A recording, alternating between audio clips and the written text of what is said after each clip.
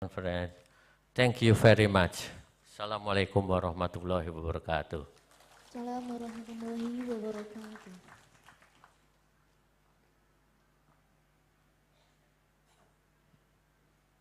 Aqulu jazilas syukri ila al-Ustad Dr. Ja'farul Fi al-Magister.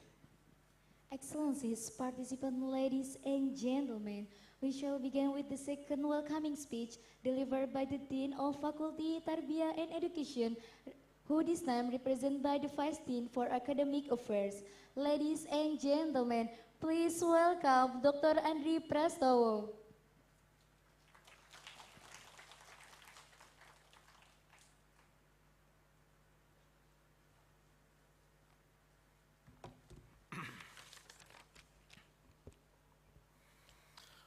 Bismillahirrahmanirrahim. Assalamualaikum warahmatullahi wabarakatuh.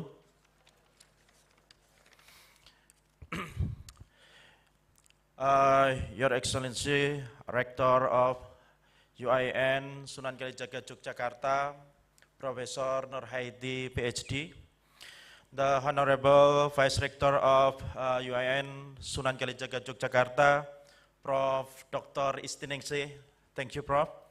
And Dr. Muhammad Sodik, thank you, Prof. And the honorable speakers, Prof. Kim, thank you, Prof. Kim, yeah. And Prof. Associate Professor Atrim, thank you. And Associate Professor Claire, yeah, who joins virtually. Distinguished guys, esteemed colleagues, respected scholars, and valued participants. May peace be upon us all. Shalom, Om Swastiastu, Namo Buddhaya, greetings of value.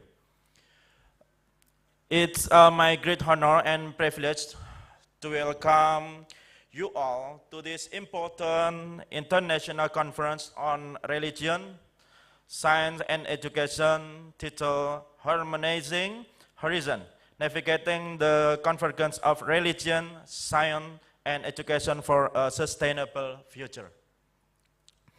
For too long, religion, science, and education have been treated as separate, even competing domains. Now, we live in an era where the boundaries between religion, science, and education are increasingly blurred. These three pillars are not separate entities, rather they are interconnected and play crucial roles in shaping a sustainable future. This conference aims to bridge the dialogue among various disciplines and perspectives, allowing us to discover innovative and holistic solutions. Throughout our session, we will hear from experts in this field, sharing insight and discussing how we can integrate spiritual and ethical values into the development of science and education. We believe that collaboration among religion, science, and education can yield comprehensive approaches to the challenges we face. The success of this conference depends not only on the quality of the presentation, but also on the richness of the interaction and collaboration that will emerge. Let us embrace this opportunity to build bridges, foster understanding, and work together towards a more harmonious and sustainable future. Finally, I would like to express my sincere gratitude to the organizing committee, sponsors, and all those who have contributed to making this conference a reality. Your dedication and hard work are deeply appreciated. Thank you.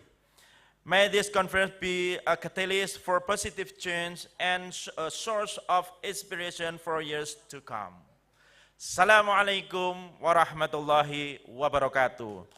May peace be upon us all. Shalom, Om Santi Santi, Om Namo Buddhaya, greetings of value. Thank you.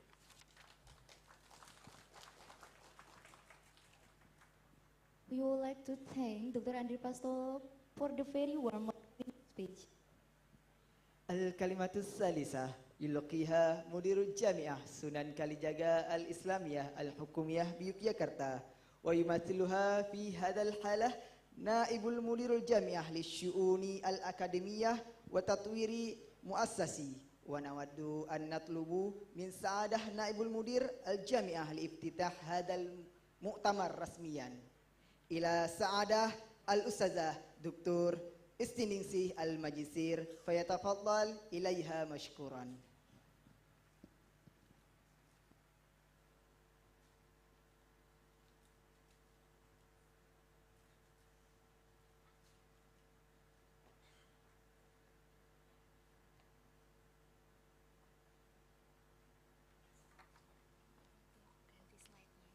Oh ya. Sebentar, ini untuk ganti slide yang mana?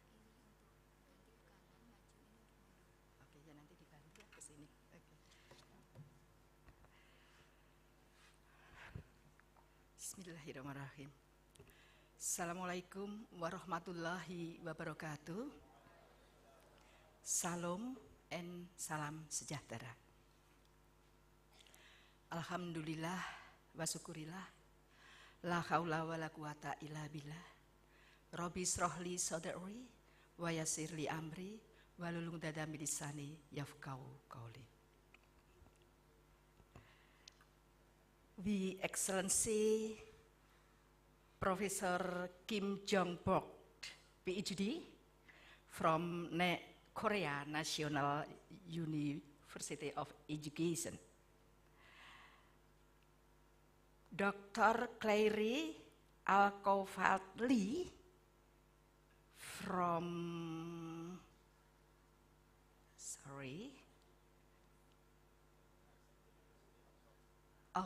University of South Australia.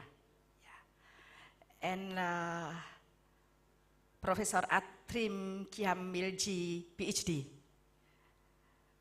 from Istanbul Kjamilji University. Okay. The one to be proud of, Dean Faculty of Tarbiyah, UIN Sunan Kalijaga, Yogyakarta, Professor Sigit Purnama. And right now, Professor Sigit Purnama still on the way back to Yogyakarta because of such like traffic jam.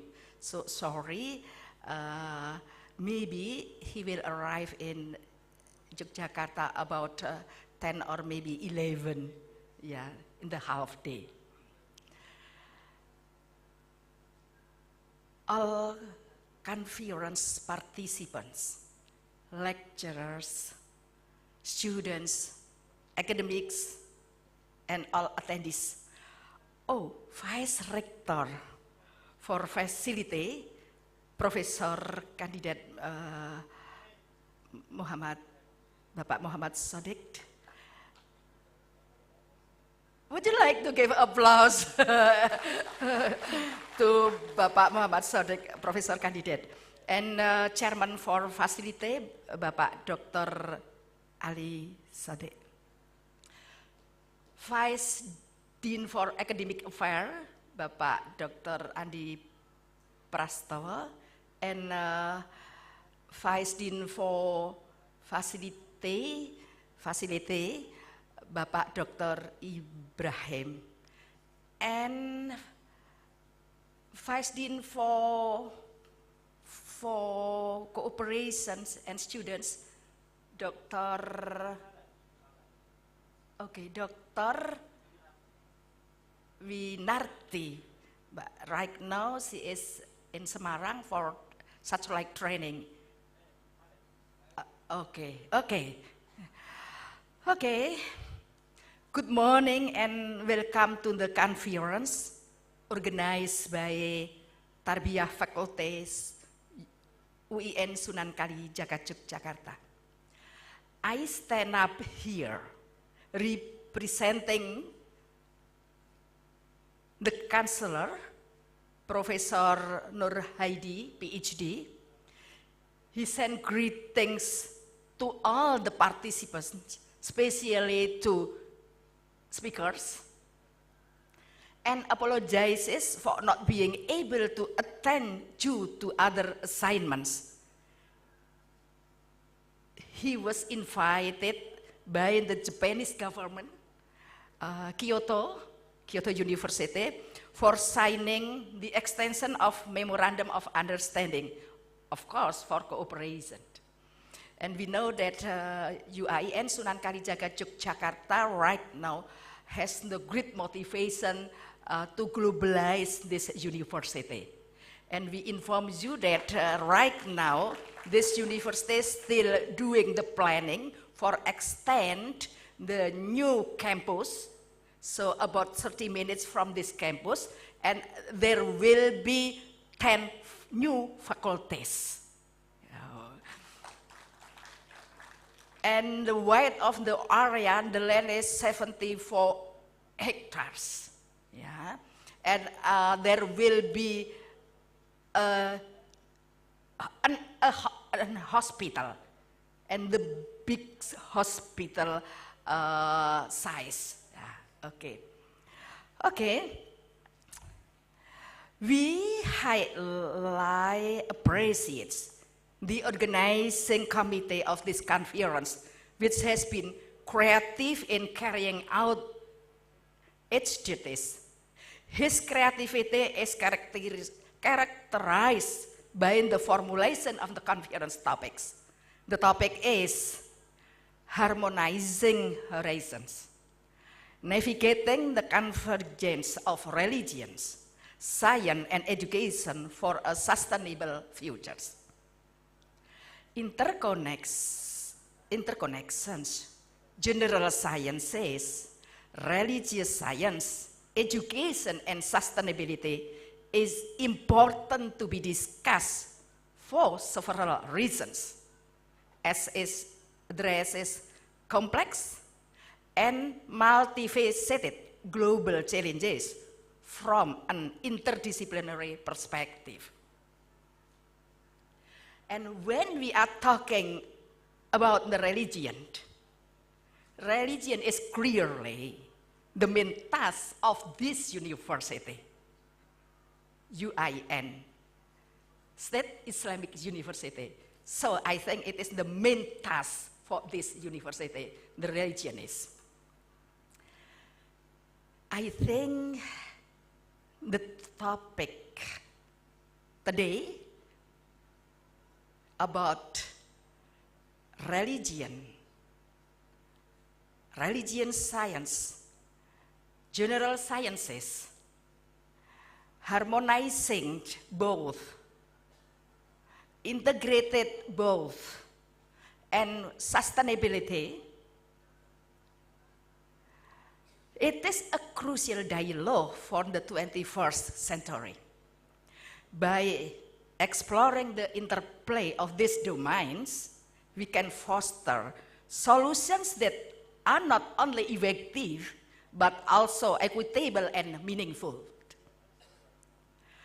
This discourse is essential for shaping a future that respects both human and environmental well-being, rooted in knowledge, ethics, and shared responsibility.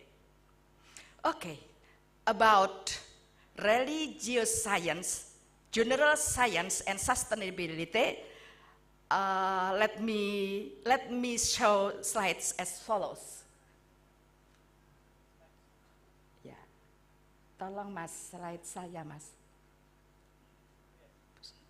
Sudah? Oke. Oke.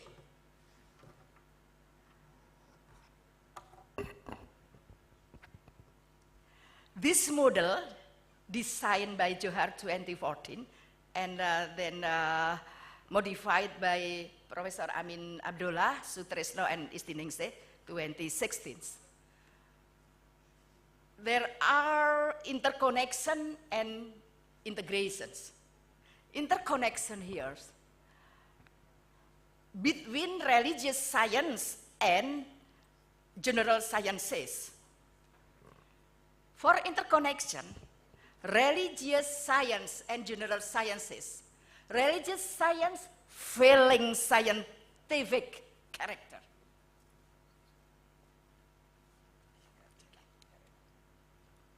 Cuma 2 slide kok. Walah. Sebetulnya sana itu ada.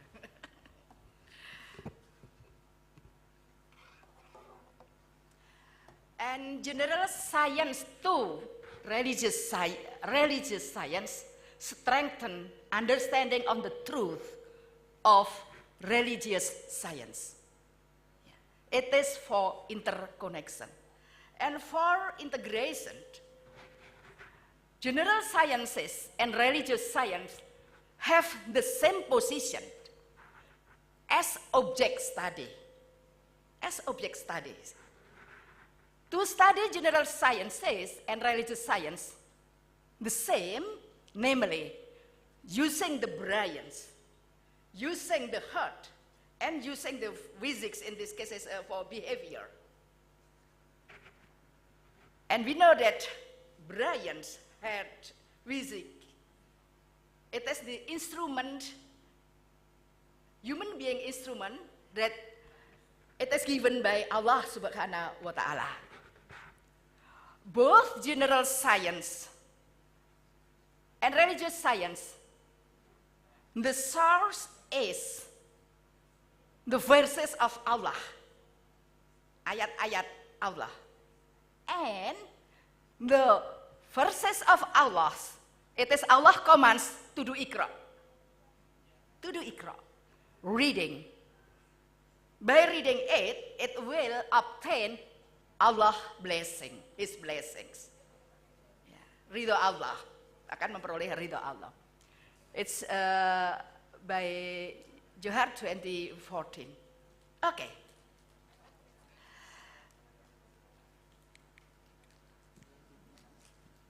Yeah, so I try to illustrate about general sciences, religious science, education and sustainability as the topic for this conference. So there are 4 variables here. The black one, general sciences, religious science, education and sustainable development. From 4 variables, there are,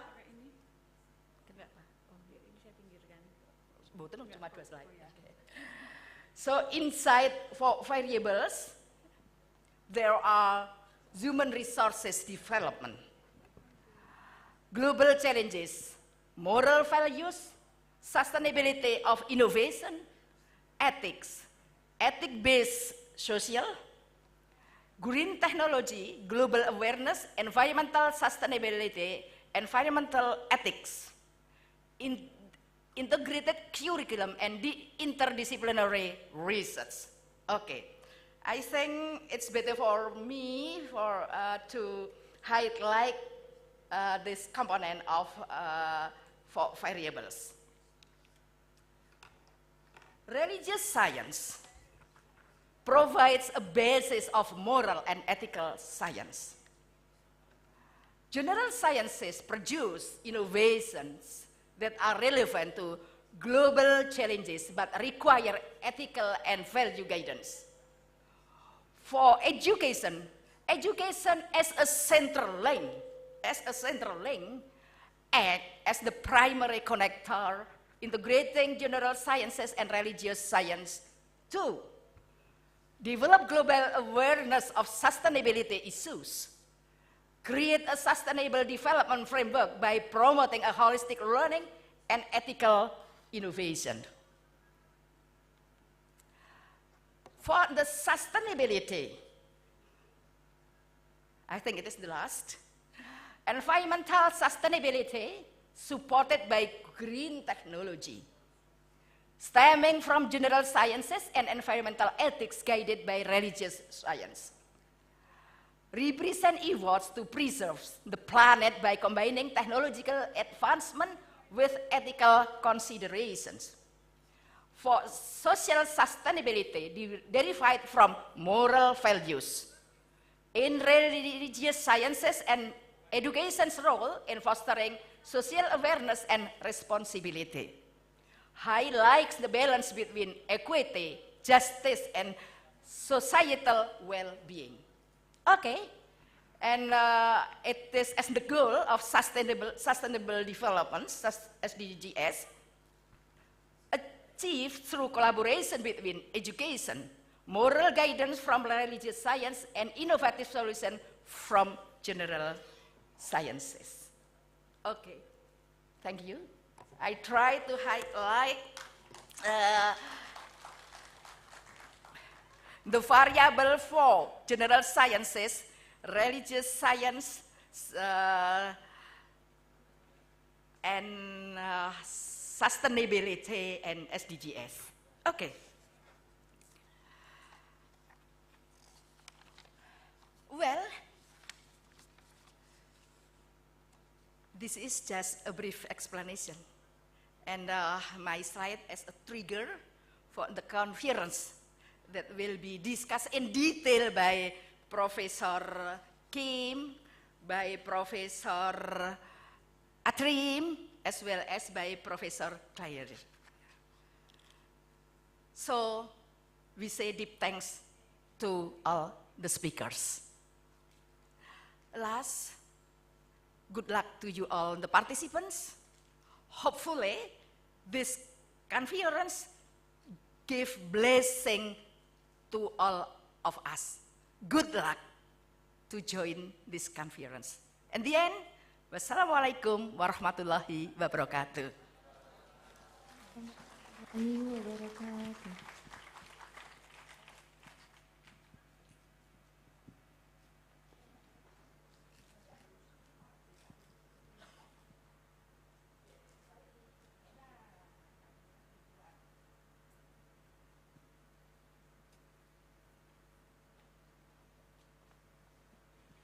Akulu jazila syukri ila Ustazah Dr. Istiningsih Al-Magister. Excellencies, participants, ladies and gentlemen, we are now going to move to the plenary session of the conference, which will be delivered by three prominent speakers. For the first speaker is Professor Kim Jung-bo from Korea National University of Education. And the second speaker is Dr. Claire Alkouatli from Prince Sultan University and University of South Australia. And the last speaker is Mr. Atrim Kjamilji, M.Sc, Ph.D. from Istanbul Commerce University, Turkey. And for this, we will kindly invite Dr. Paed Asih Wisudawati, S.Pd, M.Pd, to moderate the session. Please welcome.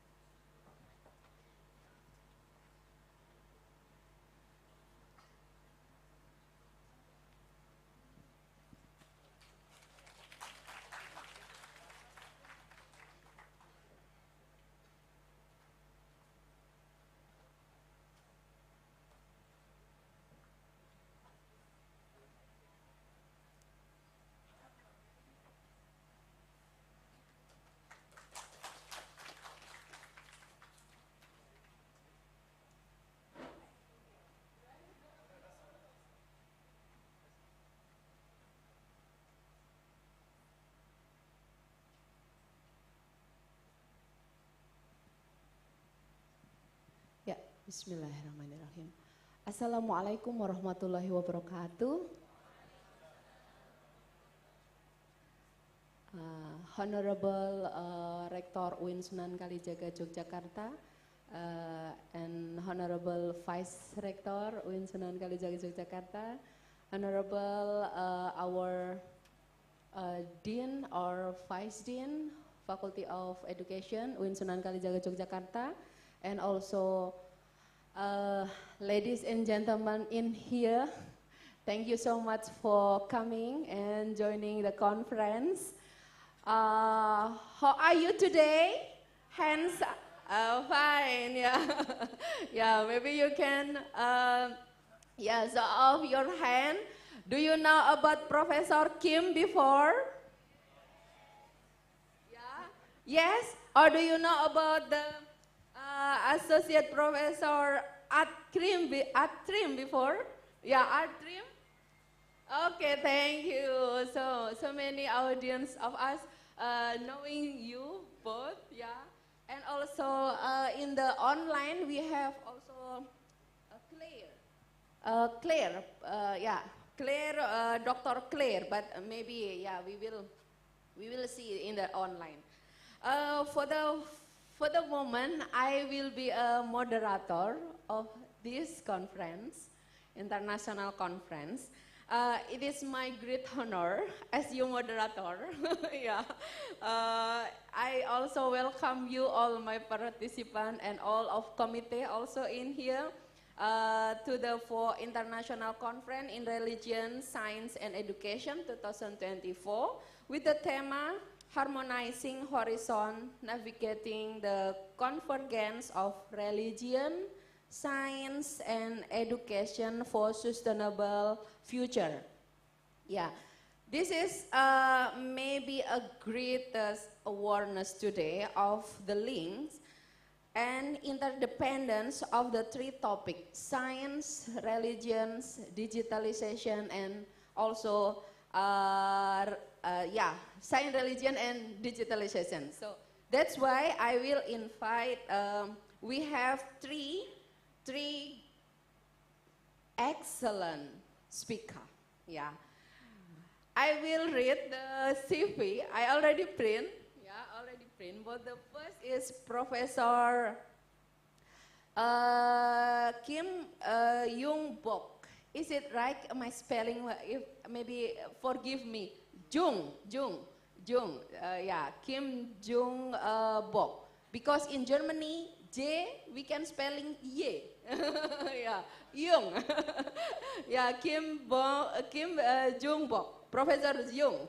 Yeah, from Professor Jung, okay? It's okay. Oh, Professor Kim. Okay. Yeah, Professor Jung from the Korean National University of Education. Yeah. I read in here his research field is about atomic physics and physics educations. So, and also I read so many peer reviewer publications, especially for physics and also physics education. Maybe almost of them is physics. Is it? Yeah. Almost of them is physics. But it is fine because I already talked to you about electron. Yeah, electron. Yeah. Thank you, Professor Kim. And then we have also in here Associate Professor Atrim, maybe you forgive me when I maybe spelling Kjamilji. Kjamilji, yeah, because KGA is spelling is different in Turkish, right? Yeah, Kjamilji, yeah, Atrim Kjamilji. I hope it is right. Yeah, yeah. His research focus is about applied cryptography, machine learning, artificial intelligence, networking, security, and this is really important for now for artificial intelligence. And also he graduated from the School of Engineering, Natural Science, and his work in Istanbul Commerce University about computer network security. Is right? Yeah. Third speaker is Claire. I hope she already in the Zoom meeting. Claire Alkouatli.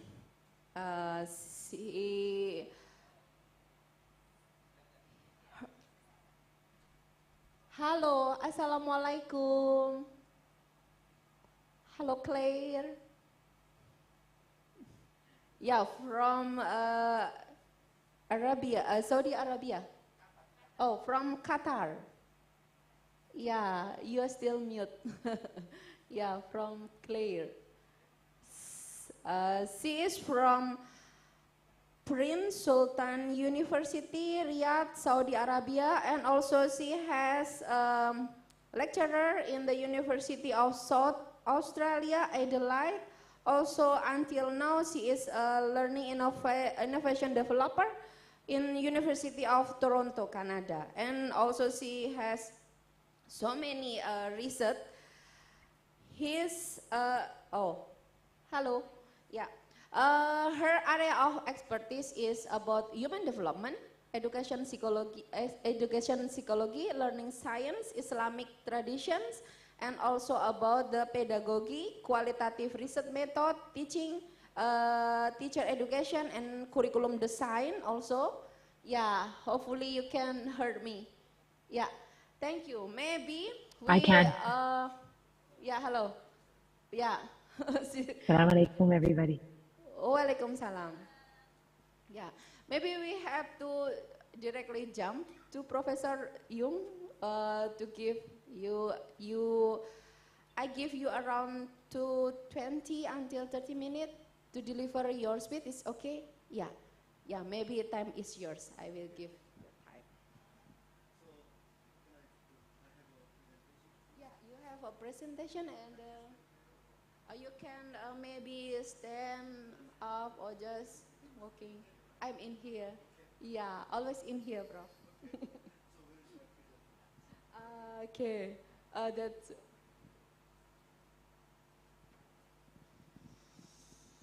First of all, thank you for having me, and I am really honored to be invited as a speaker. I really enjoyed, the Indonesian life. I just spent like 1 week, but I visited many famous places, and I met many people, Indonesian people. We found, Indonesian people are so polite, so kind, yeah, so, very, we feel my heart is jumping, my temperature of body is increased because you treat me very, welcoming. Yeah. So I heard this morning from the vice directors. That is why you decided you have this kind of a title. But okay, thank you. Unfortunately, I am from, by the way, I am from the South Korea.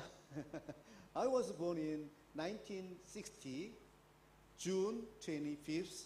June 25th is very important day in Korea because 10 years ago, before I was born, Korean War started. So after 3 years later, Korean War was over, and then, is Korea, the situation was kind of nothing. There is nothing. Nothing to eat, nothing to live, It's very, very poor country. But as you know, nowadays in Korea, something like, world level, developed country. So if you see me, you can feel, from the poor country to the well-developed country. So you can feel. So I think I can tell you from my life and my background. So what I get. So maybe I changed a little bit the title. My title is about the professional development of science teachers and sharing my class. Okay, I would like to especially thanks to the Arifa. This is Korean SNS, the web app, so-called Kakao. She shows us the KNUE, the library building there. So I noticed she really likes KNUE. And anyway, she invited me, so I really liked to come here. She studied at my university, KNUE. Okay, I already we noticed we heard this information, so I don't need to repeat. This is actually my research field. The first one is PER, Physics Education Research, and the other three fields are all pure science. Okay, before I moved to the KNUE, I was just a pure science. So maybe after moving to the KNUE, this KNUE just teach teachers. So we teach 3 service teachers, preparing the teachers, and in-service teachers. We have a graduate course, so the master degree and doctoral course too. Anyway, after moving to KNUE, I have to learn the education. So this conference covered, the pure science and religious science and education. But unfortunately, I cannot cover the religion science, so apologize, please. Yeah.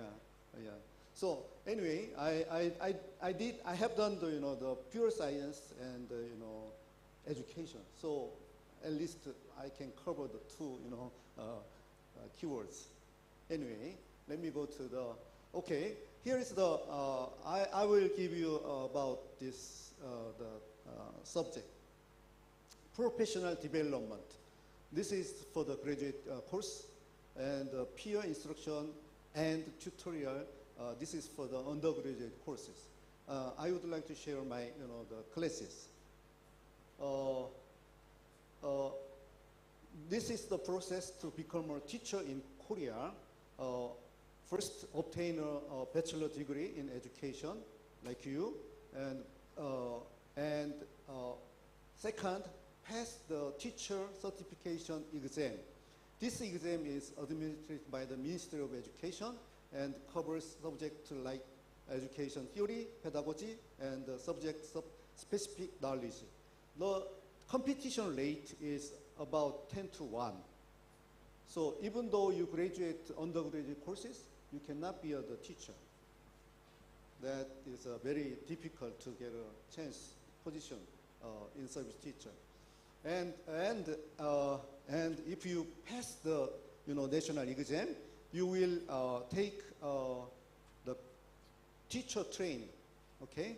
And then you will get a position to teach. So this is the process. But here is the one story. You may read the English version. There is one teacher, new teacher, fresh teacher.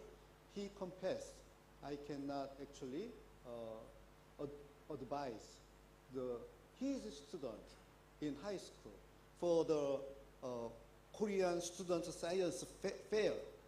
So a student has to develop kind of open inquiry question, science. Okay. So even though after he became an in-service teacher, he doesn't know how to do the research with students. That's why we need to professional development for in-service teachers. There are many, especially in, please go, okay. There are many reasons for professional development for teaching experiment. In science, we are talking about pure science and education, right? So in Korea, science teachers lack of ability to understand, inquiry, and performing experiments. And they have difficulty in maintaining proficiency in experiment. And science experiments do not go well in middle and high school classes.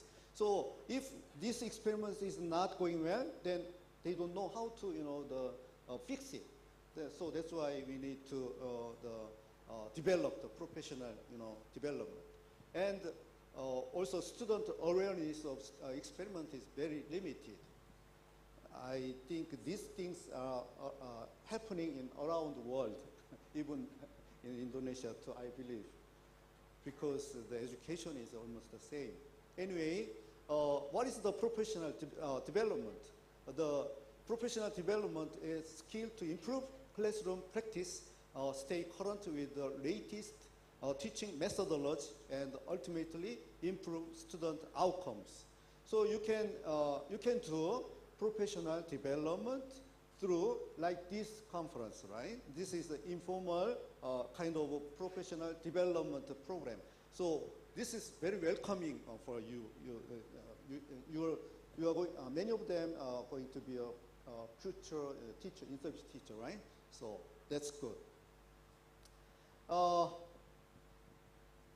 Okay, here is in Korea, official professional development program for science teachers. There are basic training for 3 weeks after passing a teacher recruitment exam, right? That's very tough, the competition, you know. Anyway, then wait for dispatches, and normally after 5 years service, teachers take training to receive a first-class certificate for 2 weeks. That's all, only 2 weeks. That's another kind of a professional development. In principle, they have no help to do anything until retirement. So that's all. So you can retire without anything, without further professional development. Okay, so easy to keep to your position. That's not good, right? So, but in my university, KNUE, we have a very special program. The dispatching to study for master degree for 2 years, full salary for current teachers. So they come, if you pass this entrance exam, you will have a chance to study for 2 years for master degree. They get a full salary, even though they don't teach it. Okay, full-time student. This is a very world level, world class, I believe, the program. You should develop in Indonesia too. I believe so. After graduation, serve for specified period for time at the agency in district educational government. Okay, so this is a really good program. So you may input this kind of program. For example, in my physics department of physics education, there are 7 professors. Okay, let me tell you what they are doing. 2 professors for pedagogy, 2 professors for solid-state physics experiment, 1 for optics. I'm teaching optics, and 1 for the theoretical physics, and 1 for statistical physics. And there are 20 undergraduate students per year, so total 80 students for undergraduate student. About 10 graduate full-time students for master degree. That is the from the special program. And about 30 graduate part-time students who takes courses when schools are break in summer and winter. So this is another program, okay? Department in the 3rd college of KNUE. So my department belongs to this 3rd college. So there are maybe 8, 9 the different departments. So these are about science and technology and engineering. And there are many departments, and you can do that. Education and early childhood and Korean language, German language, French, Chinese, ethics. We heard the ethics is very important, right? So you can study ethics education. So make a dream today, so you can come to my university to study, continue, right?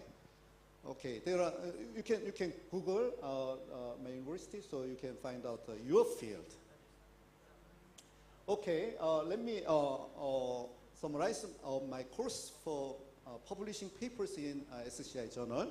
So I operate one course from the after finishing this course, 3 credits you can publish a paper, international paper, which is S.Ag journal. S.Ag is a high-level, class journal. Anyway, the course name is Development of Experiment for Physics Education. Credit 3 hours per week, total 45 hours in 15 weeks. Is it possible? You don't believe so, right? But I will show you how it operates.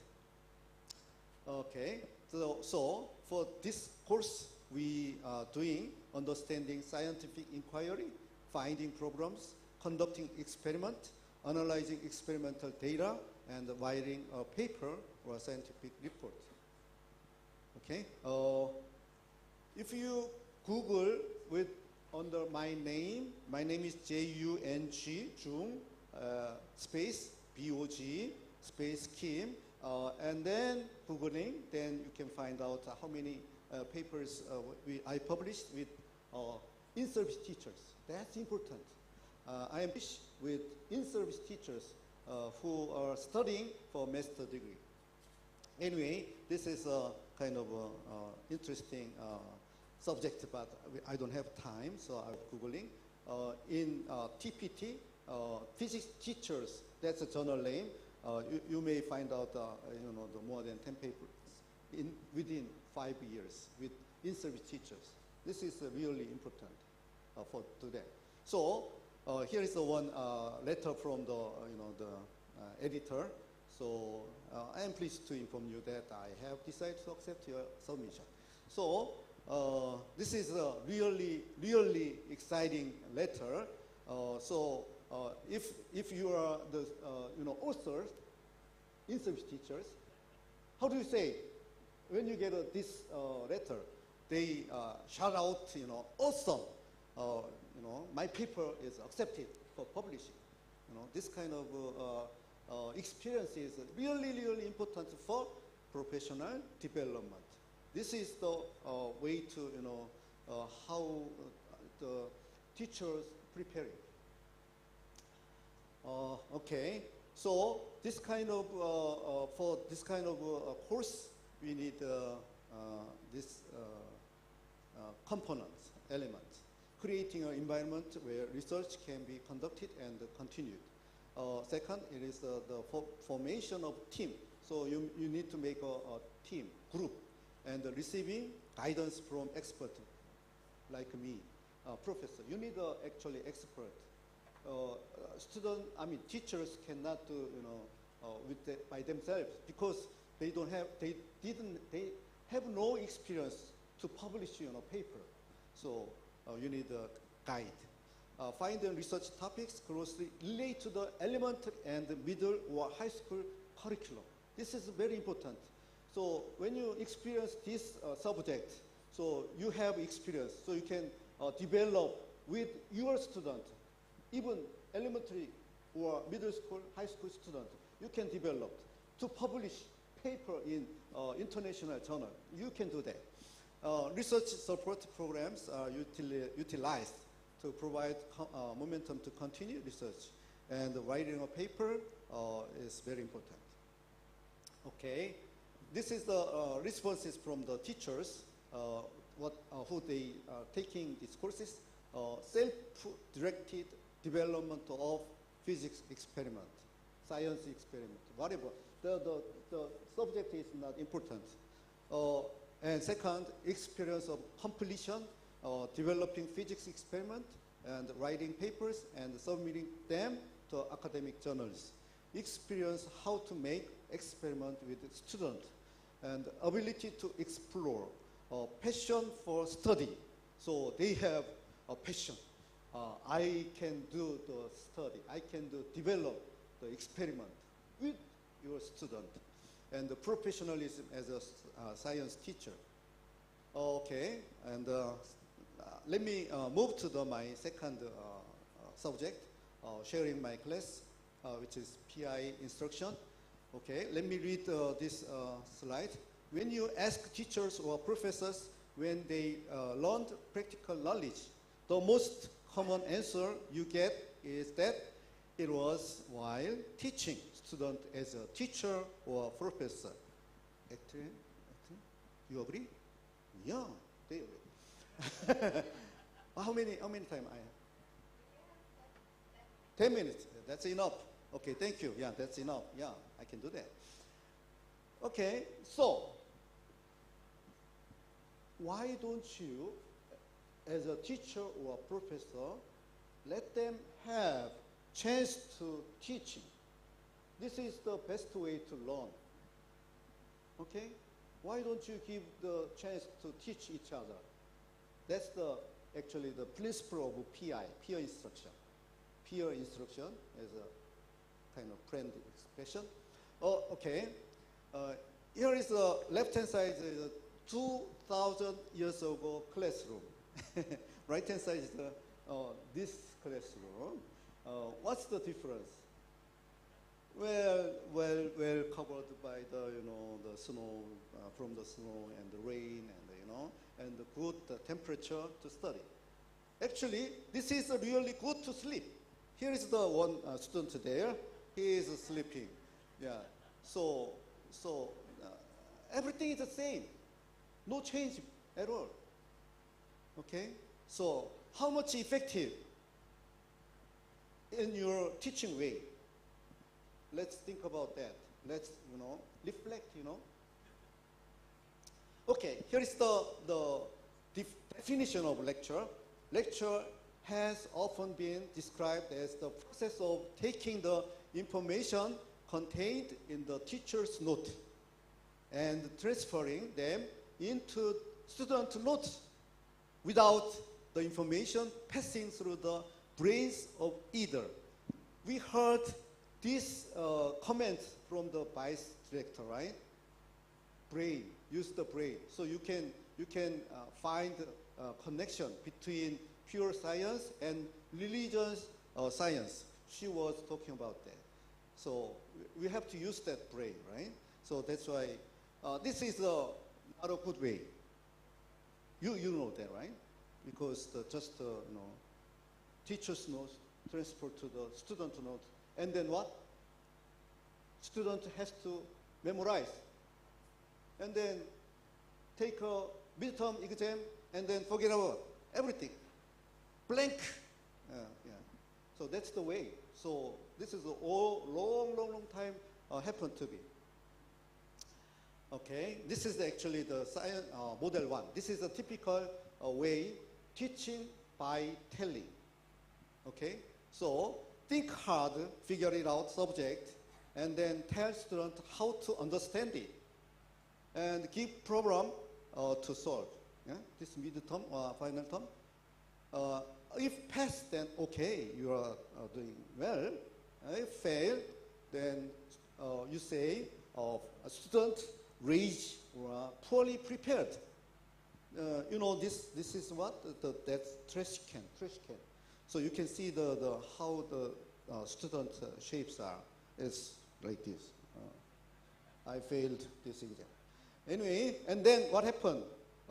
Teacher threw away, failed student, and then tell again louder. This is the way. You don't know this? Okay, that's the way. But in graduate course, you can notice, actually many professors notice this one. 17 years of science in classes, success. 17 years, 6 elementary schools, 3 middle school, 3 high school, 4 university, undergraduate course. So altogether 17 years. Even though you success during that period, and then come to the graduate the research field, then you don't know how to solve it. But it is very important. After 2 or 4 years later, through the graduate courses, he or she become an expert. What happened during these graduate courses? Normally, they were the caterpillars, for 17 years, and then after 2 or 4 years during graduate course, they become a butterfly. They can fly in anyway. So this is the, we call model 2, approach teaching as a science. This is exactly what the vice director want to, we want to have. So this is the second method. Okay, this is just like science. Okay, so we have to consider people, human has a very limited, working memory. So we have to know that, so we can use this, if you have one job in brain, you can reach to the target easily, goal. But if you have several work job in one time in your brain, because you have a very limited working memory, so you can go in this way, so you cannot reach to the goal because of too many subjects you have. You have to deal with many different kind of, oh, I have to think about this, I have to think, so you cannot reach to there. If have more than many, where is, okay, how many works you have? So many. Then what do? Student are doing, oh, give up. I will not go there, so give up. Okay. This is the, because human being has a very limited working memory, so we have to consider this, the fact. Okay, so actually, peer instruction was developed by Professor Eric Maju, who is at the Harvard University. So I translate this book into Korean version, Korean language. And okay, this is how to operate a PI, lecture, concept test, correctness, this way. So I don't have time to explain in detail. So here's the, some, steps for PI. Yesterday, on Monday, I put this method, PI method, where is? Let me help you, please help me. Okay, the Indonesian, here, some students attended this. Yeah, they enjoyed it very much, really. And okay, so even though I have not so much time, let's try PI. Okay, so you can feel it. What the PI is? Okay. Summer expansion is difficult in physics. If the long railway gets hot, what happens? It's bending, right? It's because of the why? Temporal growth. Okay, so people are making spacing between the railway. So even gets higher and make it larger, longer, then you have the space there. So safe, don't worry. Okay. So this is the theory in physics or science. At the low temperature, all particles are close, right? Close. Distance among the particles are close. If you increase the temperature, then what happens? The distance between all particles separate far away. Okay. So you should remember. This is actually science. So we know this one. Okay. So this is the concept test. Okay. You have the circular hole was drilled in the metal plate.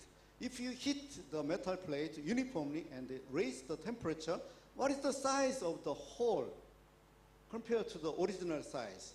So it will be bigger, same, smaller, I don't know. So think about, you need to solve, right? Don't discuss with your colleague, friend, neighbor, okay? Don't discuss. Just thinking. Use the brain, okay? Thinking. This is the really key point, using the brain, okay? You decide your choice, okay? Show me your fingers, which is corresponding to your choice, okay? 1, 2, 3. Show me your fingers, okay? Show your choice to your neighbors. and then find different number of fingers, which means different choice. Okay, and then teach why I choose this number. Okay, I will give you 1 minute. Please find a different, choice, and then explain, teaching. This is instruction. Okay, go ahead. I will give you 1 minute. Okay, go ahead. It was very noisy, but today why it's very calm. Okay, go ahead. Please go ahead. Just explain why I choose this number to your neighbor who has a different choice. This is very important. Different choice means different reasoning, So this is very important. Okay, please go ahead. Go ahead. Please, lecturers, show you. Okay, 3 minutes. 2 minutes. 2 minutes. Okay, I have no time, so let me stop. Okay, the answer is bigger, right? So this is the application to real problem in your life. If two glasses are stuck, then how do you solve this problem? So you can put the ice inside the cup. You can put the outside cup with the hot water. Then the outside cup will get bigger, so you can pull out the inside cup. This is the relate to the science to the real life. So I did actually. I'm doing the using this kind of approach to teach the science physics tutorial. Also, I translated into Korean version from English. So this one is I will go really fast.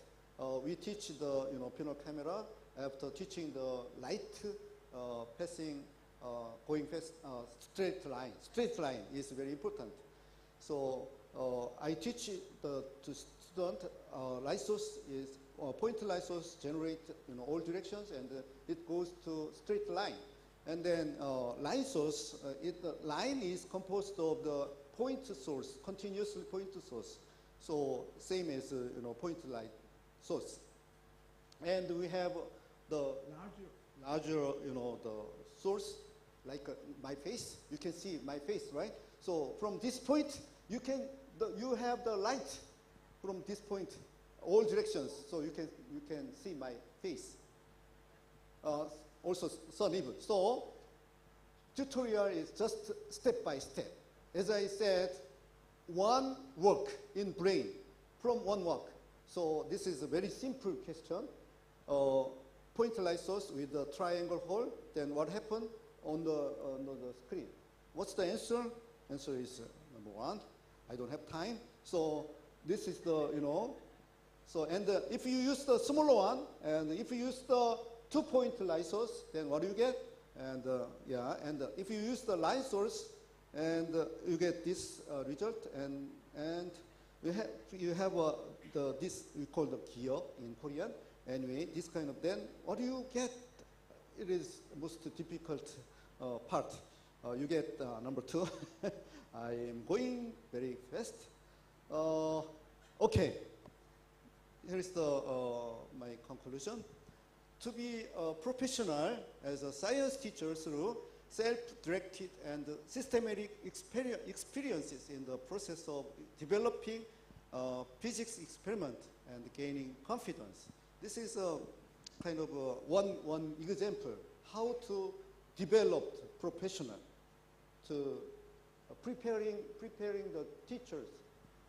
And second, let's make a student happy while learning through PI and tutorials. Terima kasih. Terima kasih. Yeah, thank you so much, Prof. Yeah, this is really interesting for our discussion. Maybe I postpone for after clear presentation. Maybe for the second one, I would like to invite. Where is the Zoom? Maybe the committee. Maybe I ask Claire. Hello, Claire. Hello, assalamu alaikum, everybody. Yeah, thank you. We just heard your voice, but maybe we have to, yeah, in here setting up the screen maybe so everyone can see Dr. Claire Alkouatli. Okay, thank you so much, Claire. Maybe time is yours, maybe because you have rush. Yeah, yeah, please take your time. Maybe 20 minutes until 30 minutes. I will, hello, signal maybe? Signal, yeah, sometimes it's hard. And can you hear me and can you see me? Yeah, we can hear you. Okay, excellent. Yeah, just go through. So, yeah.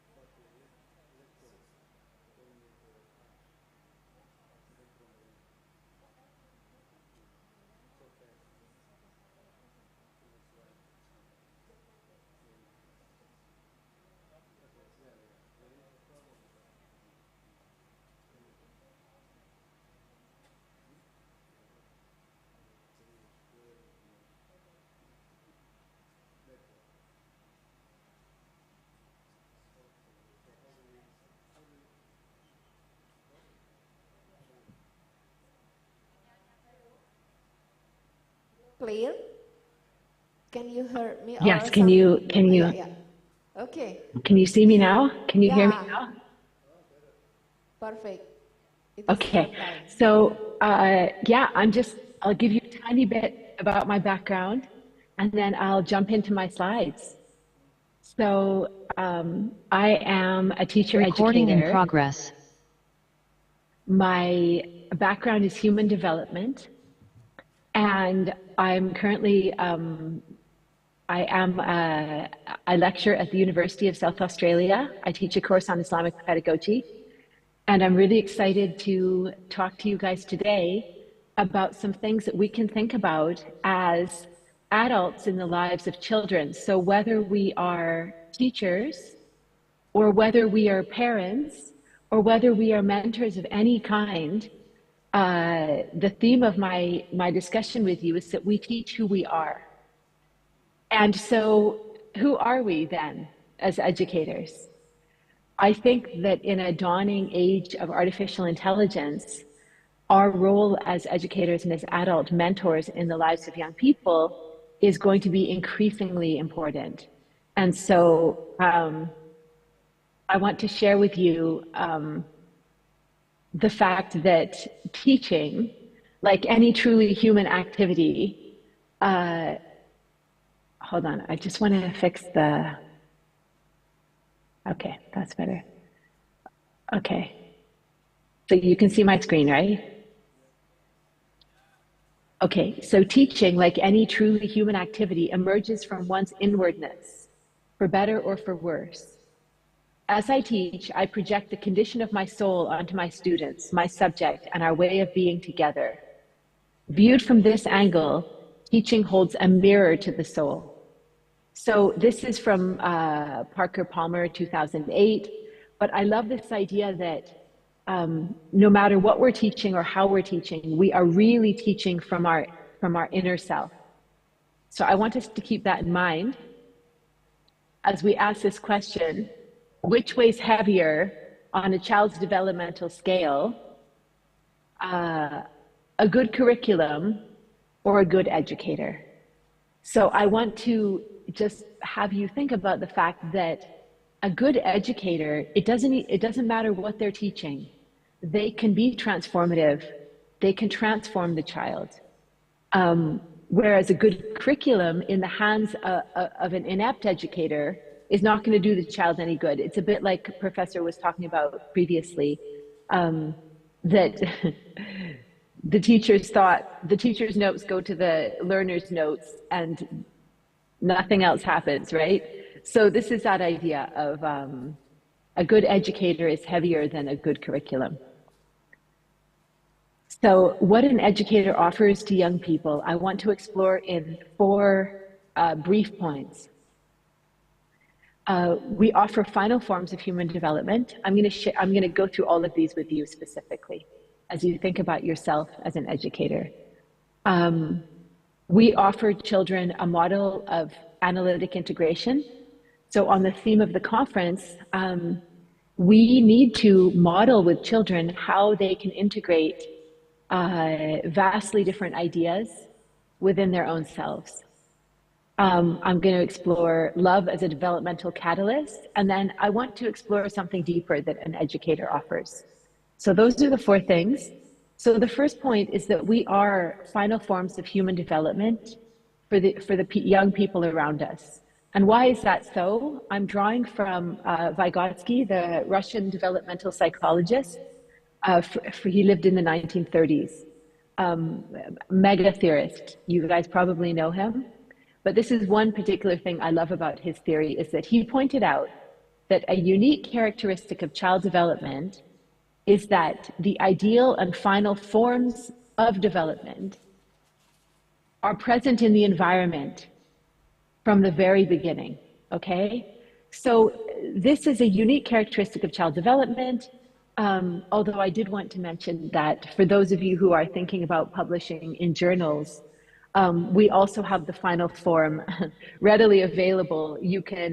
One great way of perfecting your writing for publication is to go and look at these amazing articles that are already published, and they're in our environment if we go find them. Okay, so with a child though, the child is interacting with the final form of the human being as an adult educator from the very beginning of their life. So what are ideal forms of child development, or who? So we need to think about this, like what kind of final forms are in the child's environment, and who are we as adult educators? What kind of final forms are we presenting for children to engage with? So an example of this is where a baby speaks in babbles, baby language, ba ba ba ba. The adult answers back in the final form of the language, right? So through this engagement, the child learns language. And in this way, the final forms exert influence from the very beginning. So for us as educators, whether you're in an Islamic school or not, what are the Islamic, what does it mean for us in terms of Islamic holistic learning and development? Like, what are the final forms that we want to be presenting to children to engage with? Does that mean our Islamic character? Does that mean the integration of our spirituality with the science knowledge that we're engaging with, and how we can integrate those things? So we want to be asking ourselves those.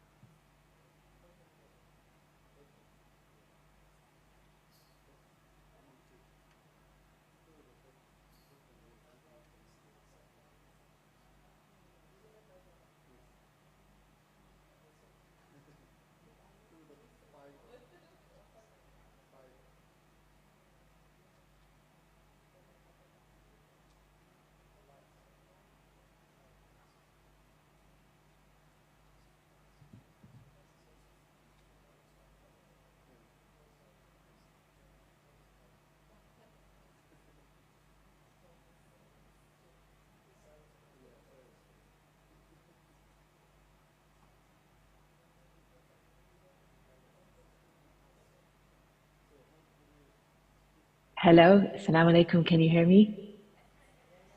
I'm so sorry. You might think that the internet is good in Saudi Arabia, but yeah, maybe the internet.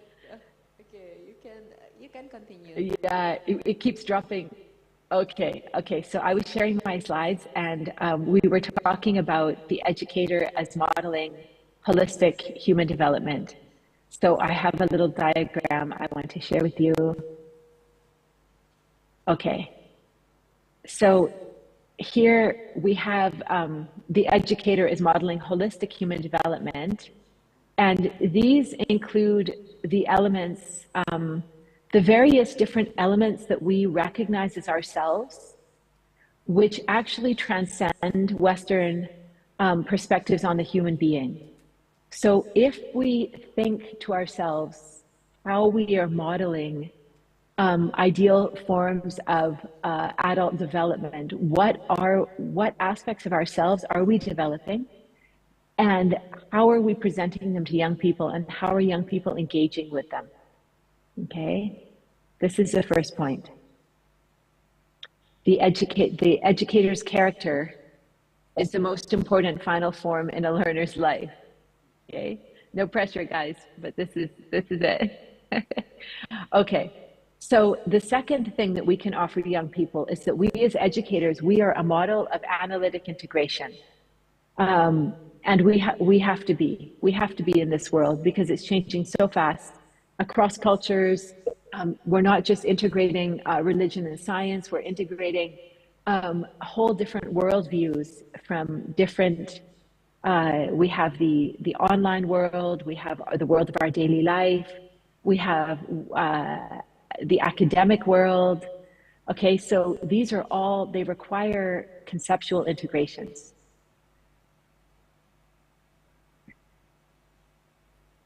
So in a global technological world, we live, learn, teach, and research in Muslim minority and Muslim majority contexts.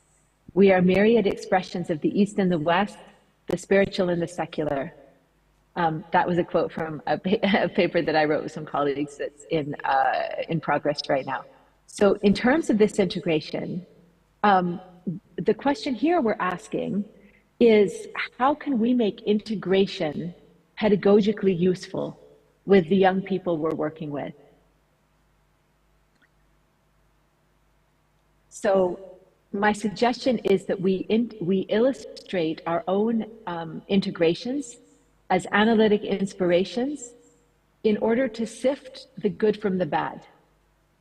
So this is increasingly important today, is that not every single thing that we come across in our explorations, our life experience or our studying, not all of them are going to fit for our cultural context or our particular classroom.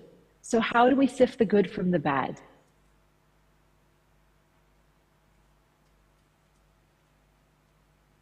I think about this as helping children see. So we engage young people in processes of seeing, right? And how we do that is we start to show them how we see, how we can see what's beneficial, how we can see what's not beneficial, how we can see what's a really good use of our time, and how we can help them see what's a really bad use of our time, okay? So I'm talking in concrete terms here because we're facing a crisis of that is related to technology and translates to social media with children. So we want them, if we don't want them to spend 7 hours a day scrolling, okay, we have to help them see why this is not a good idea. And then the next step is we have to help them actually discipline themselves to keeping things in their place, right? So as Muslims, we have a whole picture of where things fit in their place. And we need to teach the right priorities. And the way that we do that is to help children see the reasons behind things. So it's not an easy job anymore, you know, where we have to sift through things. So this is a quote from a scholar who is an American scholar currently in Qatar, Lombard. So he said, okay, sorry, I need to just get my screen. I can't see any boxes when I'm, okay. So, refined thinking allows one to discern between truth and falsehood, no matter whose tongue or pen articulates it. So this is, no matter where truth or falsehood comes from, we need to be able to discern between the two. And this is a quote from Sayyidina Ali Abi Talib. Do not know truth through people, know truth, and then you will know its people. I thought that was such a beautiful thing. So we search for our truth first. And Imam al-Ghazali also said, learn to sift truth from falsehood. Like a money changer who doesn't reject everything a counterfeiter brings outright, instead uses the knowledge of true currency and false currency to sort the good from the bad and to make use of the good. Okay.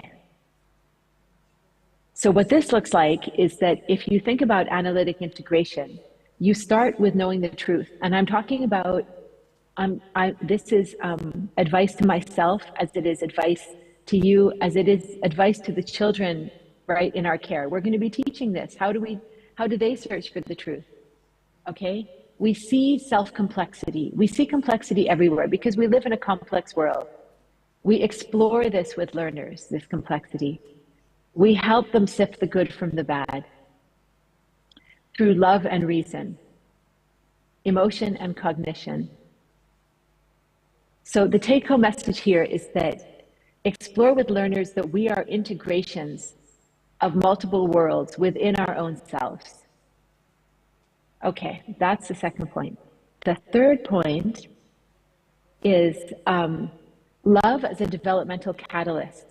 So I really want, if you're learning to be a teacher and you're just starting out, or if you've been teaching for many years, you still may find teaching can be very daunting. But we have one superpower. Actually, we have many superpowers, but one of them is love. And when I say love, I mean, have you ever had a teacher who loved their subject so much that that love transferred to you? Okay?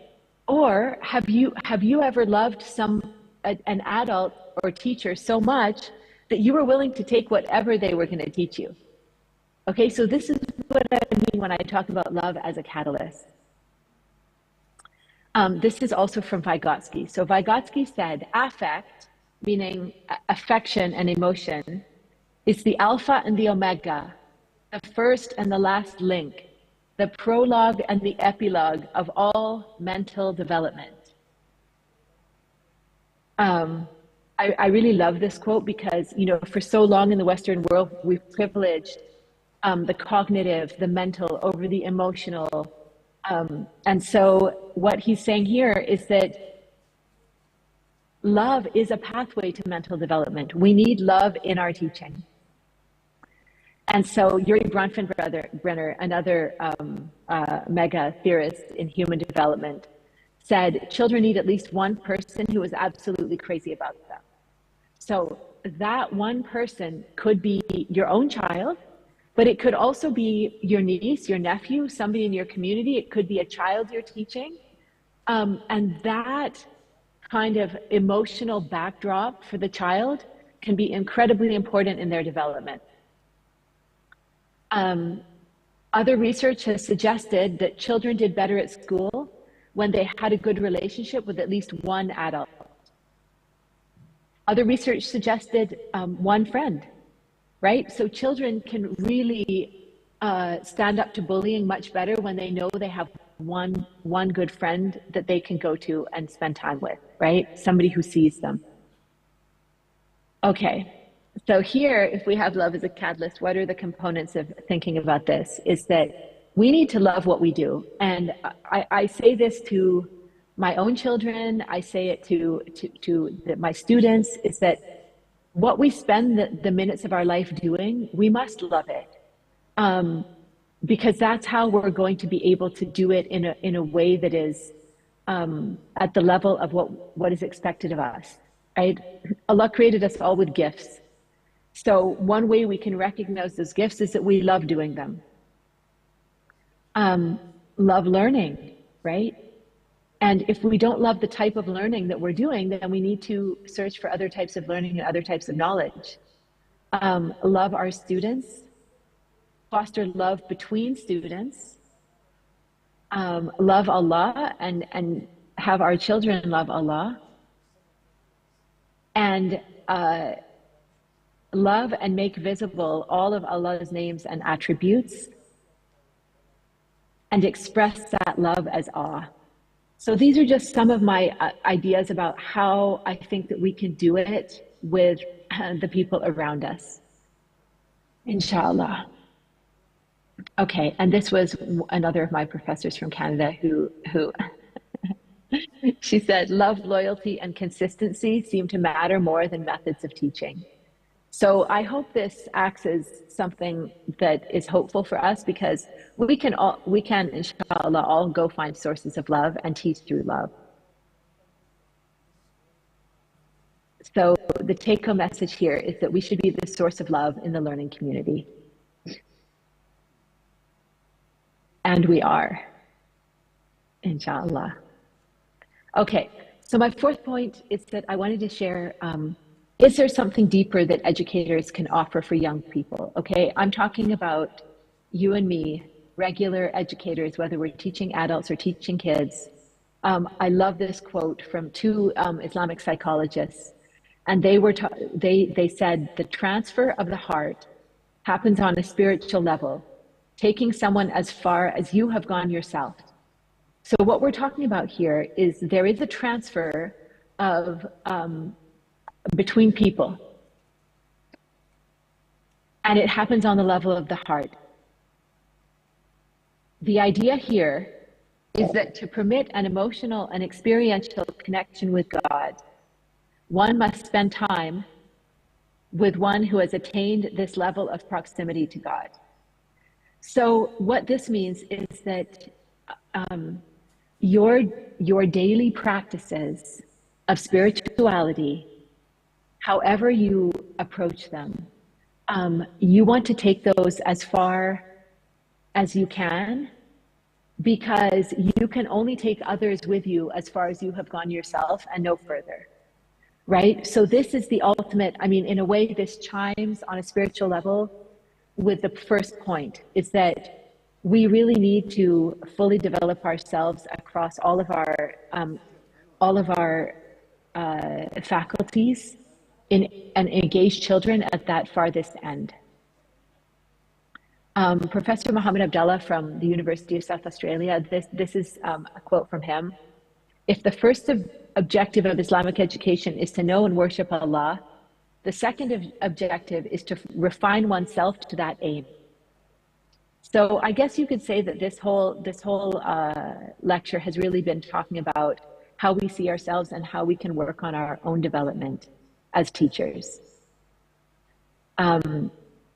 So if one does attain the cognizance of Allah, then by necessity, they must have undergone a process of the refinement of the soul, which takes me to the second objective of education from an Islamic perspective, and that is the refinement of the soul, the ruh, the self, the nafs, the realignment of this soul so that it is able to know its creator, Allah.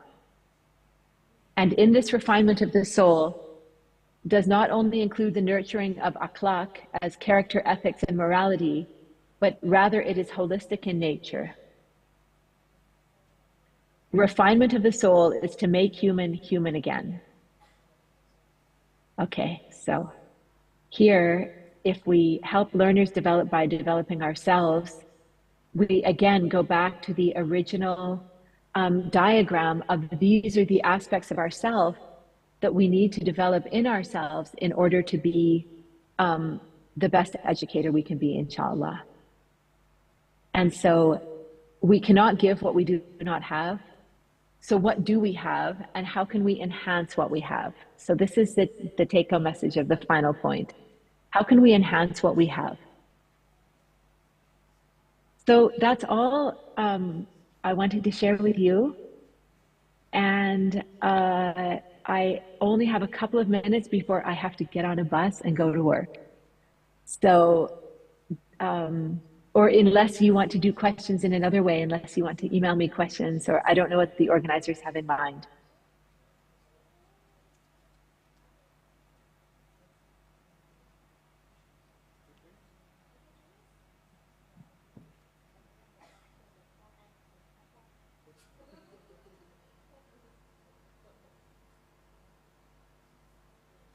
Hello, clear? Did you hear me? Okay. Are you finished or not yet? Maybe she okay. She want to rush to to go somewhere maybe.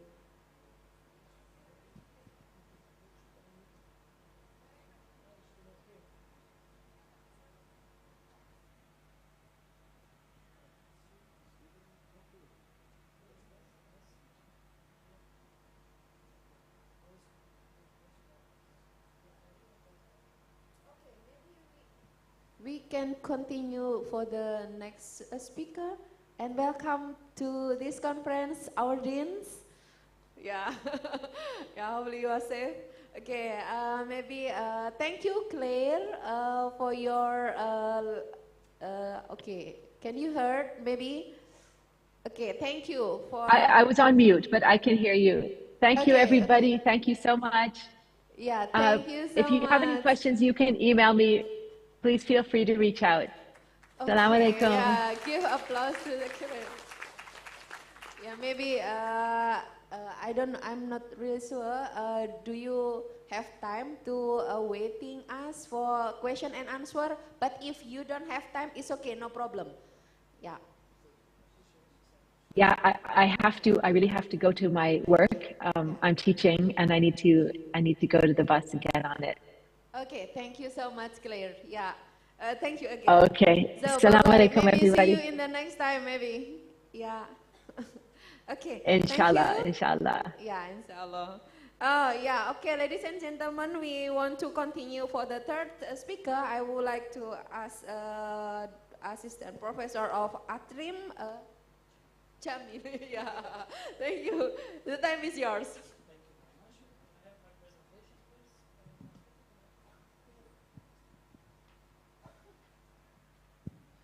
So you can hear me? Thank you.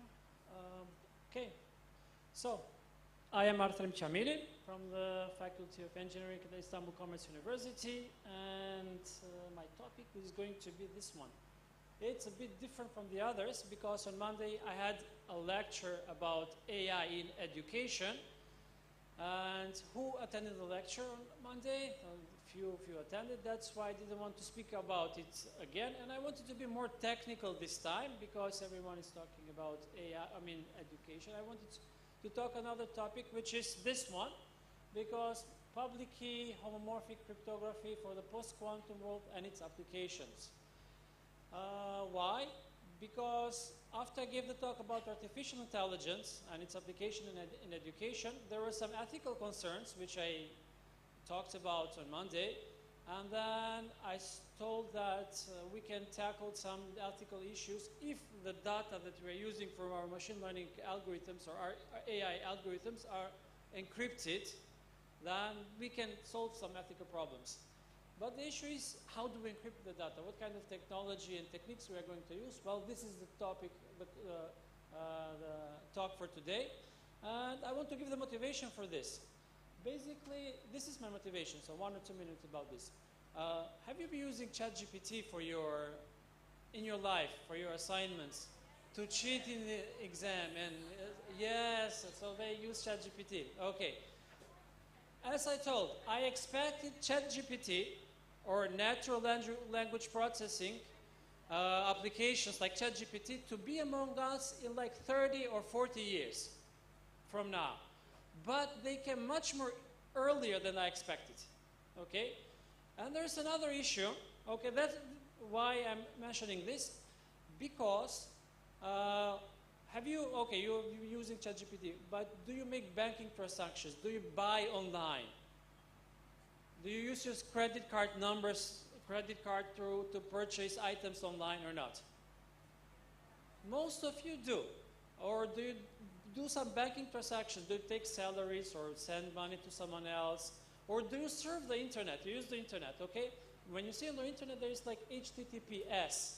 And this S stands for security. Basically that the connection is secure. Also, stock exchange markets exchange data using some cryptography in secure manner. But there is a problem with this. The problem is quantum computers. Quantum computers can break all of the encryption or most of it that we are using. And this is problematic because if the quantum computers can break our encryption techniques, then there will not be banking transactions. No, you're not going to do some shopping online because someone can take your credit card number if you send it without encryption. Or if you encrypt it and if it can be broken, then you're not going to use it. So that's why I wanted to emphasize on this public key homomorphic encryption and what it is. Because I was told also that from other departments, especially informatics, are going to be here and they're interested in this topic. That's why I wanted to be more technical and do something different because as I told you, I already talked about applications of AI in education on my Monday lecture, so I didn't want to repeat myself. Okay, so what is the hype about? Now, students on Monday asked me, should we deal with AI? Should we learn AI? I told them, yes, of course. All departments, chemistry, mathematics, education, biology, informatics, of course, they all should learn about AI and apply them in education or research or whatever. However, if you want to be on top, I mean, if you want to be the best in AI, if you say, I'm going to study now AI and then try to catch, you know, what is the state of the art of the AI, it's going to be problematic. Why? Because when you are a surfer, you know, surfer, when the waves run away from you, you don't go after the wave, okay? You stay by and wait for the other wave and then go with the wave, okay? So I strongly expect that the next wave in hype is going to be quantum computers. Maybe you've heard about it.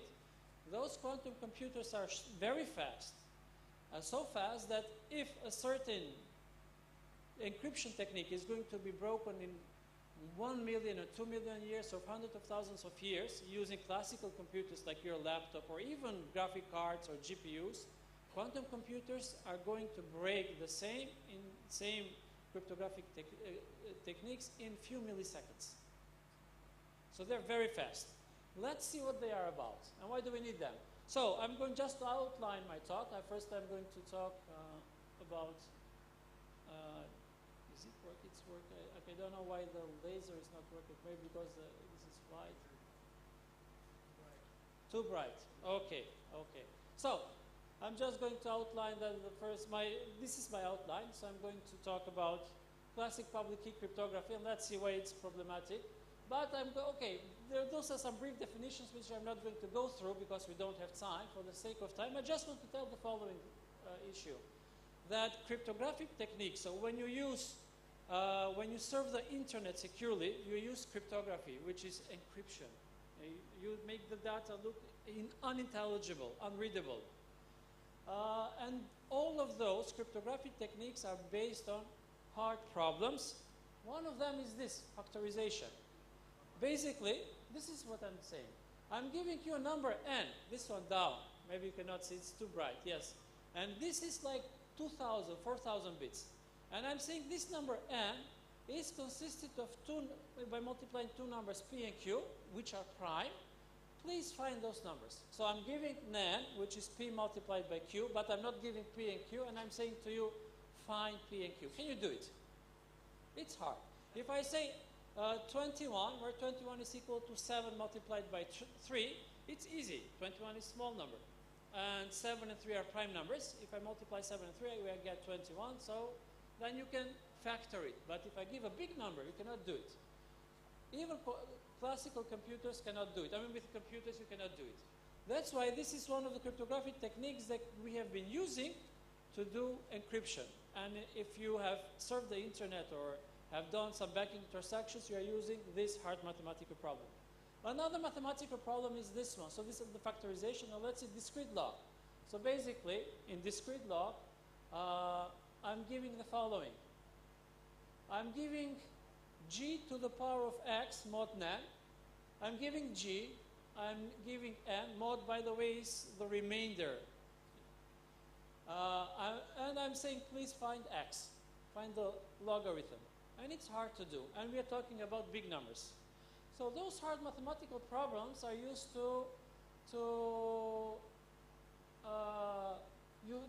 in encryption. And I want to go, so those are hard mathematical problems. Now let's see the encryption that we are using in our everyday life based on those mathematical problems. Well, we have two types of encryption, which is symmetric key and public key cryptography. So what is symmetric key? If I, and maybe, I don't know, Asih, want to communicate secretly with each other, well, we have a secret key, and I just encrypt my data. If I want to send hello or a secret message, I have an encryption key. I'm going to encrypt it. When I encrypt it, you see, when I send it on the internet, it's going to be unintelligible, unrecognizable, ununderstandable, and Professor Asih is going to get the message, and she has the decryption key, and she'll get the plain text hello. Okay, but I want to send hello. I encrypt, and what I want to send it secretly. I encrypt it, and Professor Asih is going to decrypt it and send to Asih. After encrypting it, Professor Asih gets the message, decrypts it, and gets hello. Okay. What's happening here is both me and Professor Asih have the same encryption key. Now, in the world there are like 8 billion of people. If I want to secretly communicate with them, should I have 8 billion of secret keys? Well, no, because you cannot have 8 billion of secret keys for every human being, for Michael from New York and, I don't know, Lee from Korea. What I'm going to do then, there's another kind of cryptography which is called public key cryptography. Basically, this is how it works, and you use it very often, although you're not aware of it. In public key cryptography, I have a public key and a secret key.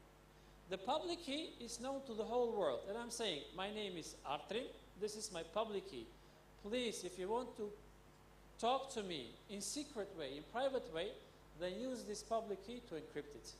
And you have the message. So you use the public key to encrypt the message, send the message to me, and I have a private key, which I don't share with anyone, to decrypt the message and get the final message. So basically, as you can see here, the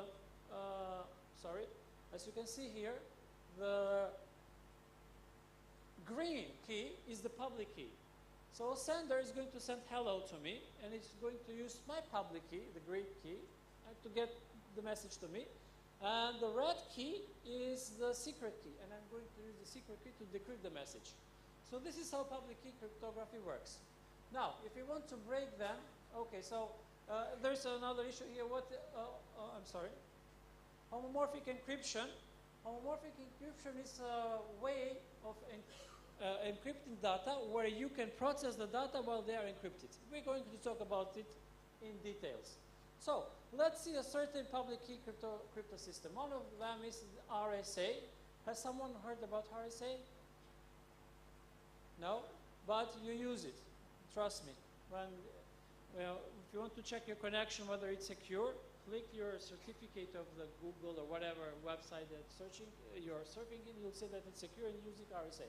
So, how do I come up with an encryption scheme of RSA? I'm going to find two large numbers, P and Q, the ones that you saw, 2,000 bits.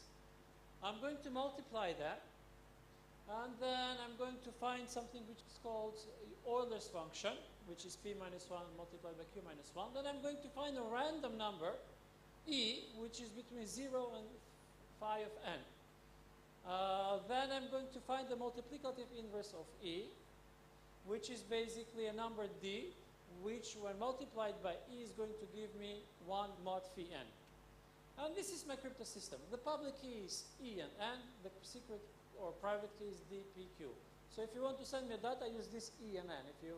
And I'm going to decrypt it by D, P, and Q. This is how it works.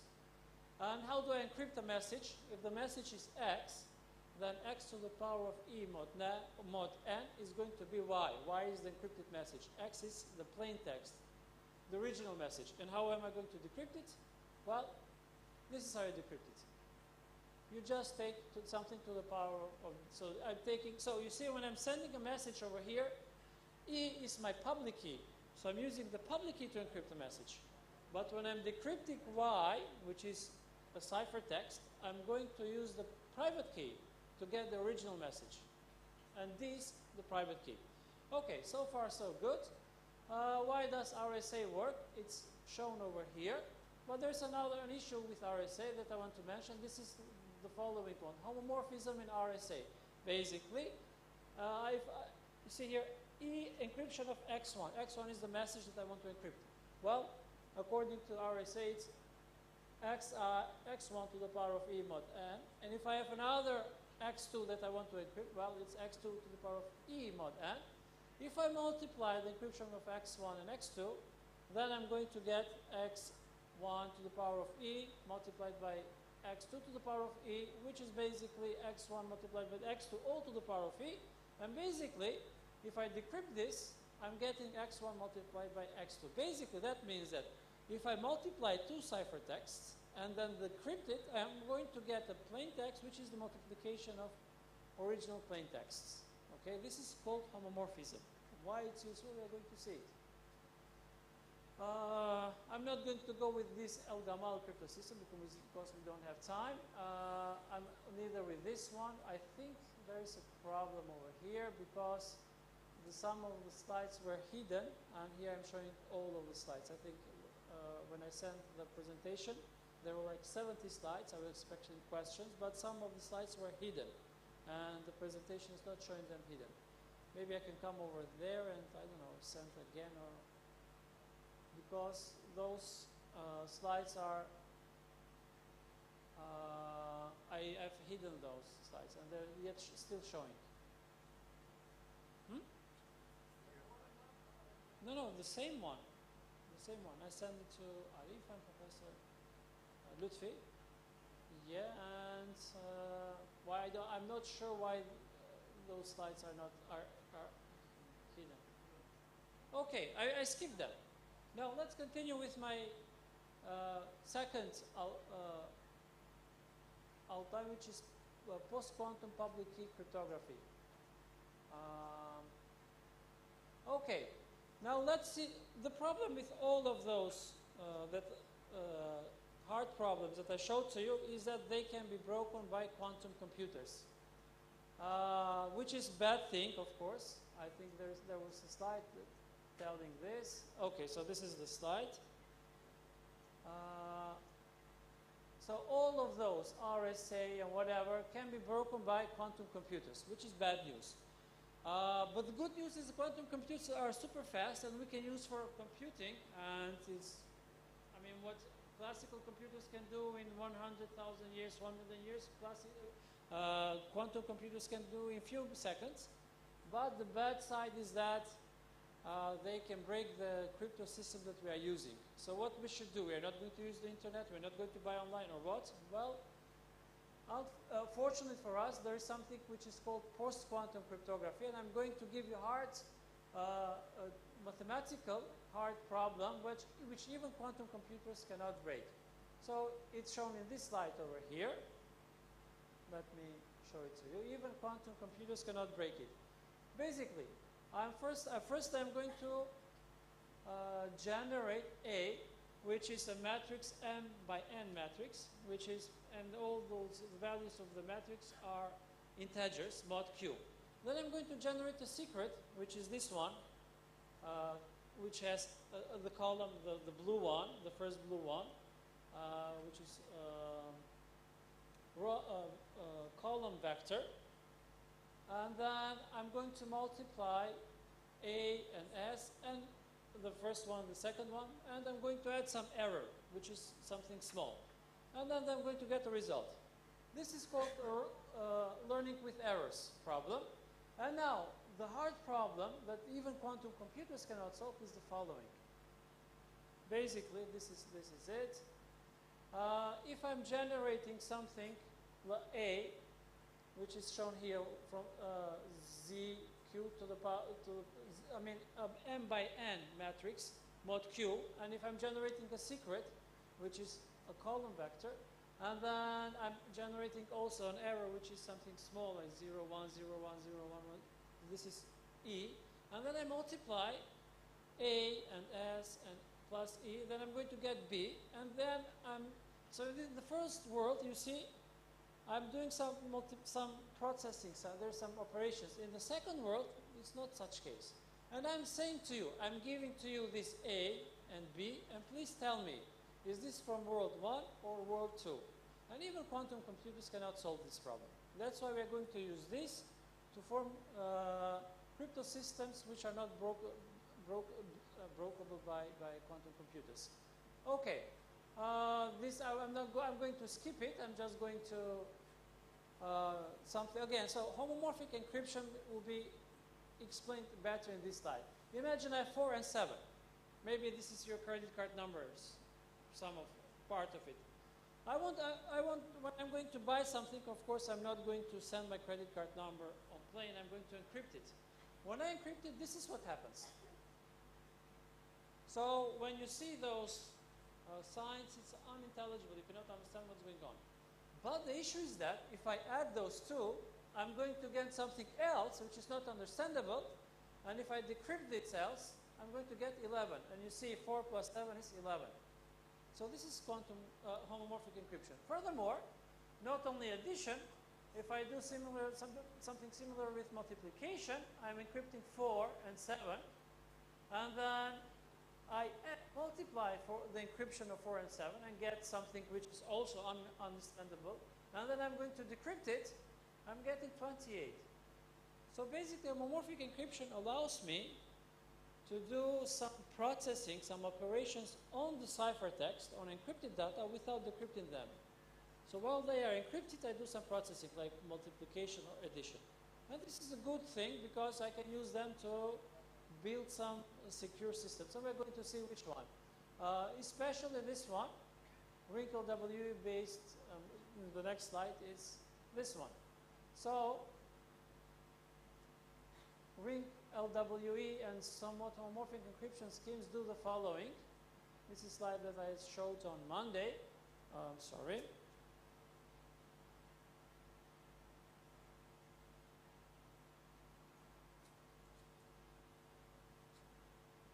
Okay, so if I'm going to encrypt ciphertext AC, and you see I have from 1 to n elements in one ciphertext. Basically, in one ciphertext, I'm encrypting like n data.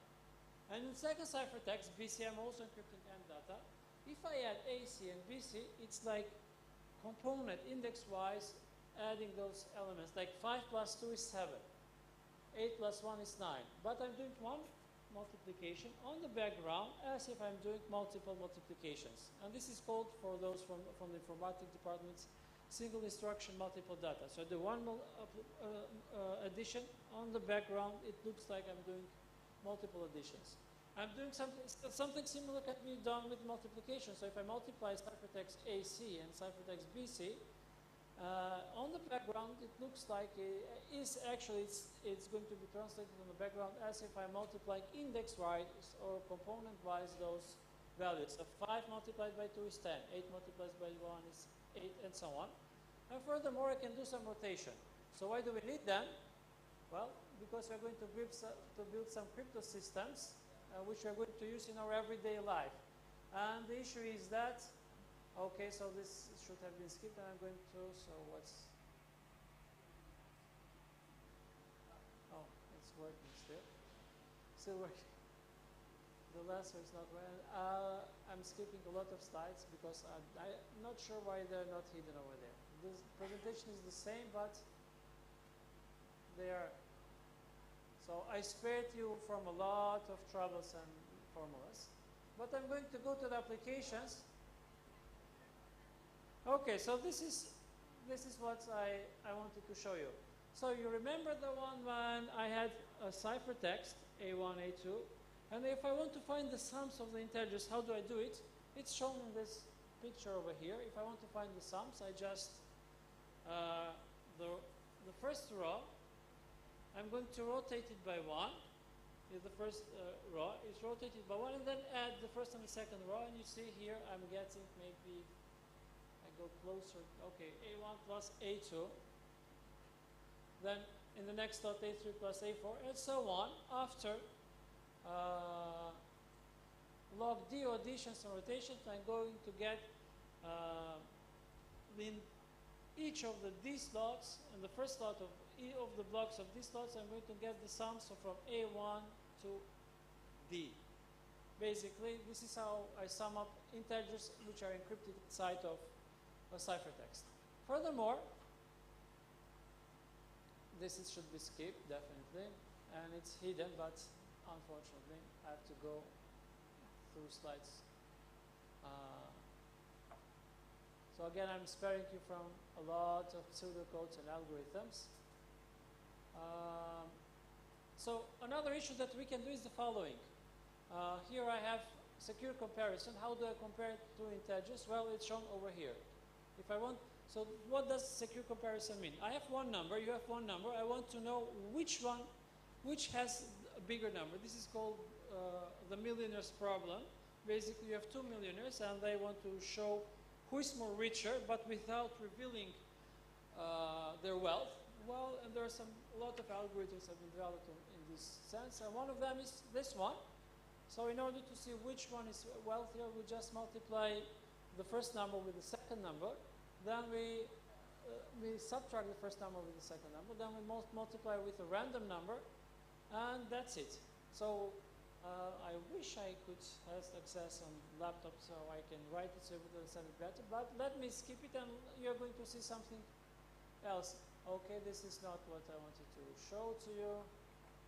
So this is what I wanted to show to you. Applications of applied cryptography. Now, one of the applications is financial technology. Imagine some people try to avoid taxes. Okay, and you want to see whether a certain person has paid taxes for his income or not, but without revealing his data, by keeping their data private. And remember, in homomorphic encryption, you can do additions and multiplications while on the data is encrypted. So let's see whether this guy has paid taxes or not. So the income of this guy is shown over here. So he's getting $2,500, $2,000, etc. And the tax should be like 20%. So I think he earned like $10,000 in this month, and he should pay like $2,000 as taxes. Let's see whether he actually did it. So this is the second table. What we're going to do, so this table, the first table is private. Only the user can see it. I mean, the owner of the bank can see it.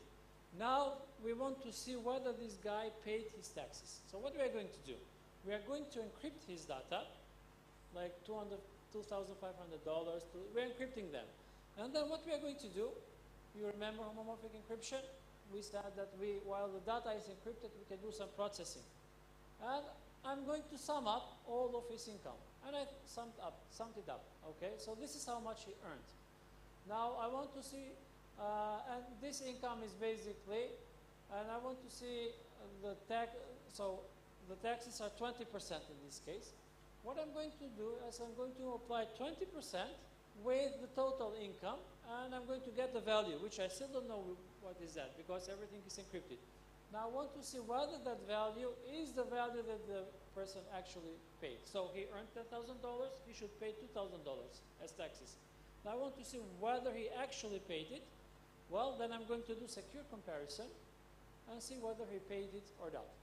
Okay, so simply put, without revealing the privacy of the data, we can figure out using cryptography, which cannot be broken even by quantum computers, whether this guy paid his taxes or not. So what we are going to see, just without revealing his data, we're going to get an information that this guy paid or not the taxes. And we don't know how much money he earned, how much tax he paid, how much he didn't pay. We're going to have something like binary, 1 or 0. Did he pay the taxes or not? This is one application. The second application is the following: private genome analysis. Now, do you want to share your genes, your genome data with others? yes. But if you share your genome data with others, maybe someone in your genome, based on your genome, I can know your fingerprints, and I can use them against you. I can use your maybe retina eye color or your eyes, and maybe I can use them to access somewhere where you access with your fingerprints or eyes. So if you share your genes and genomes, that's a bad thing, because the problem is that I know your fingerprints, or maybe I know your vulnerabilities as an organism, etc. So, but there's another issue. Some diseases can be predicted based on your genes. Okay? Now you want to see something like this. Whether, based on my genes, I'm going to get, is there a chance to get cancer or not? So what we are going to do is the following. I'm giving, you are going, but you want to see, so are you going to have a cancer or not is based only on some portion of genes, not all of your genes. So if you have all of your genes, which is like this, okay, so this is your genomic, all of your genes, and you see those adenine, cytosine, guanine, thymine. You know, biology students know this, perhaps chemistry students as well. This is how our genes are constructed, and this is all of your genomics. Now what we are going to do, for encryption purposes, remember when I said I'm going to encrypt integers, and in one ciphertext I'm encrypting multiple integers. I'm going to encrypt, like, 1 is going to be adenine, 2 is going to be cytosine, 3 guanine, and 4 thymine. So this is converted into this. This is your genes, all of your genes. Of course, there's much more there, but I'm just showing, let's say this is all of your, not your, of a certain organism. Now, if there is a probability based on your genes to have a certain disease, well, let's say that those genes over here, you see this is the second vector is 0, 0, 0, and 1, 1, 1, 1. Only a portion of genes determine whether you have a certain disease or not. So what we're going to do, the first, which is the first vector, which is all of your genes, is going to be multiplied with the second vector, which is only a portion of your genes, which determines a certain disease, and I'm going to multiply them, and what I'm going to get? I'm going to get this one, 2, 4, 1, 4, 3. So basically only the portion of the genes related to your disease. Now, I want to check, and it has been determined that if those portion of the genes has like this sequence, like in first position, in 2 it's like cytosine, then 4 comes thymine, then 1 comes adenine. If he, in those genes, if he has this structure, then he can have cancer, or she can have cancer, okay? So then I'm proceeding, so this is with the part where I'm proceeding whether someone can have cancer or not. I'm doing now secure comparison, whether they are the same, those genes, or not. And if they are the same, I'm just going to give final result. Then you see the final result here is like, if everything is 0, that means you have disease. You're going to get disease. If there's only 1, 1, or something which is not 0, you're safe. You're not going to have the disease. Simply put, with this technique, you can just encrypt your genomics and apply this technique, and finally you're going to get an answer, which is you can have this disease or not, without revealing anything. Everything is private. Now another application is to secure e-voting. So time will come where we're not going to go to cast our ballot on schools or wherever. We are going to use some applications to cast the ballot when there are elections for the president, parliament, or whatever. Now, this is how it works. We have candidates, let's say 3 candidates, and we have voters. On the columns we have the candidates, on the columns we have those 3 candidates, on the rows we have those voters. Now we want to design a system which, one, will prevent voters from cheating. What kind of cheating can a voter do? Well, you see the first voter is basically cheating because one voter is allowed to vote only once and only for one candidate. But you see, voter 1 is voting for each. Okay, he's voting for 2 candidates, candidate 1 and candidate 3. Which, that's why in the end you have this column valid ballot. His ballot is not going to be valid. Okay? And the issue you might ask if and the votes are encrypted, okay? Because who is voting for whom should be kept secret. So when someone casts his ballot, he's going to encrypt that vote. But as I told you, there should be only one vote for one candidate. Now this guy, voter 1, voted for 2 candidates, for candidate 1 and candidate 3. So how are we going to find out that he cheated? Well, we are going to sum up those votes, and we are going to use homomorphic encryption, the ones that I told you before. And if the sum of all of the votes of the candidates is greater than 1, that means that the candidate cheated. In this case, it's 2, so candidate cheated, his vote is not valid. Now, voter 2, you see, cast for candidate 1, 0. For candidate 2, he gave 2 votes, but it's not allowed to do so. He should give only 1 vote for 1 candidate. That's why when we are going to sum up his votes, we are going to cancel this one, because the second voter, because he gave 2 votes to the candidate. But the issue is that we don't know for whom he voted. We just know that the vote is not valid. Okay? Now candidate 1, 2, and 3 voted correctly, and their votes are going to be accepted, because when we do the checking, all their sums are 1. Now who won the elections? Where, again, we are going to use homomorphic encryption to sum up the votes of candidate 1, candidate 2, the valid votes, and candidate 3. And you see that candidate 1 got 2 votes, candidate 2 0 votes, candidate 3 1 vote. And we are going to use secure comparison, which is also done homomorphically, to find the winner. Basically, this e-voting system, which I expect something similar to be in the future, people vote, and we don't know for whom they vote, but we are sure that they voted correctly. What does correctly mean? They voted exactly for 1 candidate and 1 vote. And in the end, the system, after people voted correctly, by the way, if someone didn't vote correctly, his vote is cancelled. And in the end, we are going to get a result saying that this candidate won, but it's not going to tell us how much vote or etc. Everything basically is going to be private, online, and the issue is that I'm doing this with post-quantum cryptography, because even quantum computers cannot break it. Because if we are using cryptography that quantum computers can break it, and quantum computers will appear in 5 or 10 years, maybe 20 years, then what's the purpose of it? Okay? Finally, I think there's one more slide and we are finishing, I suppose, or not. Okay, so this is, I would finish here. I think there was another slide, but I don't see it anymore, never mind. Okay. So it was about privacy preserving machine learning.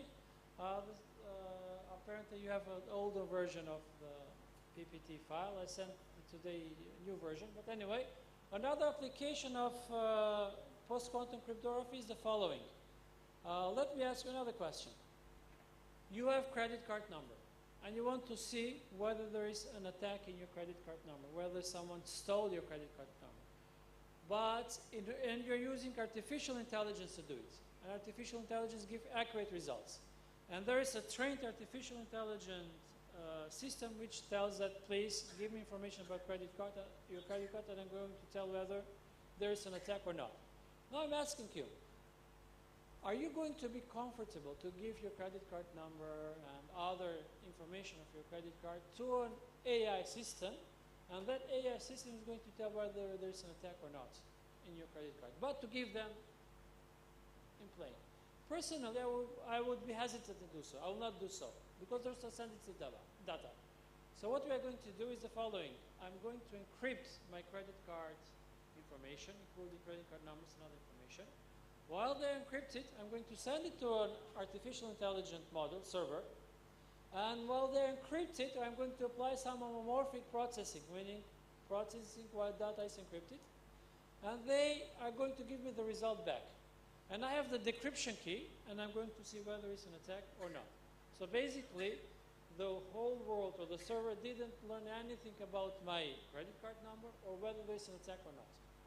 Okay, and I do it using post-quantum cryptography, meaning that even quantum computers cannot break it.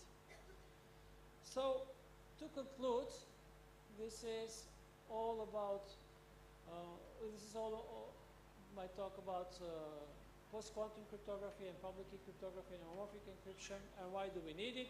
Because simply put, in many areas, artificial intelligence cannot be applied due to security and privacy constraint of the data. Okay. Furthermore, if we encrypt it and use classical crypto systems, those classical crypto systems can be broken by classical computers. That's why we need something extra, post-quantum cryptography, which cannot be broken even by quantum computers. And when are going quantum computers to appear? I told you, I expected ChatGPT to appear like 30, 40 years from now, but it appeared roughly 2 years ago. And maybe quantum computers might appear 1 year, 2 years, 5 years from now. And when they are going to appear, it's going to be disaster. Because no transaction, banking transactions, credit card transactions, online buying, stock exchange transactions is secure. They can be broken by quantum computers. That's why I urge you, if you're interested in this topic, to deal with post-quantum cryptography, which means a cryptography that cannot be broken even by quantum computers. It is not as hard as it looks like. It's relatively easy, but I'm telling you, if you always go what people do with artificial intelligence, which is very good, but you can never be the expert. But if you say, I'm going to learn post-quantum cryptography, then when the time comes, when the quantum computers appear, then you can surf with along the way. So just wait for your wave. I'm sorry for being more technical, as I told you. My lecture about AI in education was already given on Monday because I gave 3 lectures with this one, 3 talks in this university. That's why I wanted to make it more technical and see where we can apply cryptography. Basically, because we can apply it finance, biology, medicine, cybersecurity, education, etc. So those techniques are applicable everywhere. And when we talk about artificial intelligence, we talk about ethical issues. Usually the data is private, etc. Well, if you encrypt them and know how to process them, then you can use the data even without making it public or even without knowing what's inside of the data. That will be all. And I want to thank you for your attention. I'm looking forward to your questions. Okay. Thank you so much. Yeah. Give applause to Professor Atrim. Okay. Okay. Yeah. I will continue to question and answers. Yeah. Take your seat. Okay. Maybe you have some question related to the professional development for teachers or teacher training, or the material from Professor Kim or Associate Professor of Atrim. Okay. One, I give you 3 chances. One in the left side and second, and then the last, or just 2. Okay. 3. Yeah. Good. 3. Okay. Thank you. Maybe for the first, maybe the ladies in the front. Please, the committee help to give like a microphone.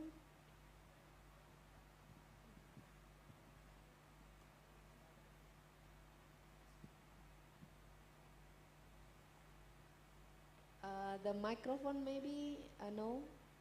Or just directly? Yeah, we can hear. Oh, yeah, we can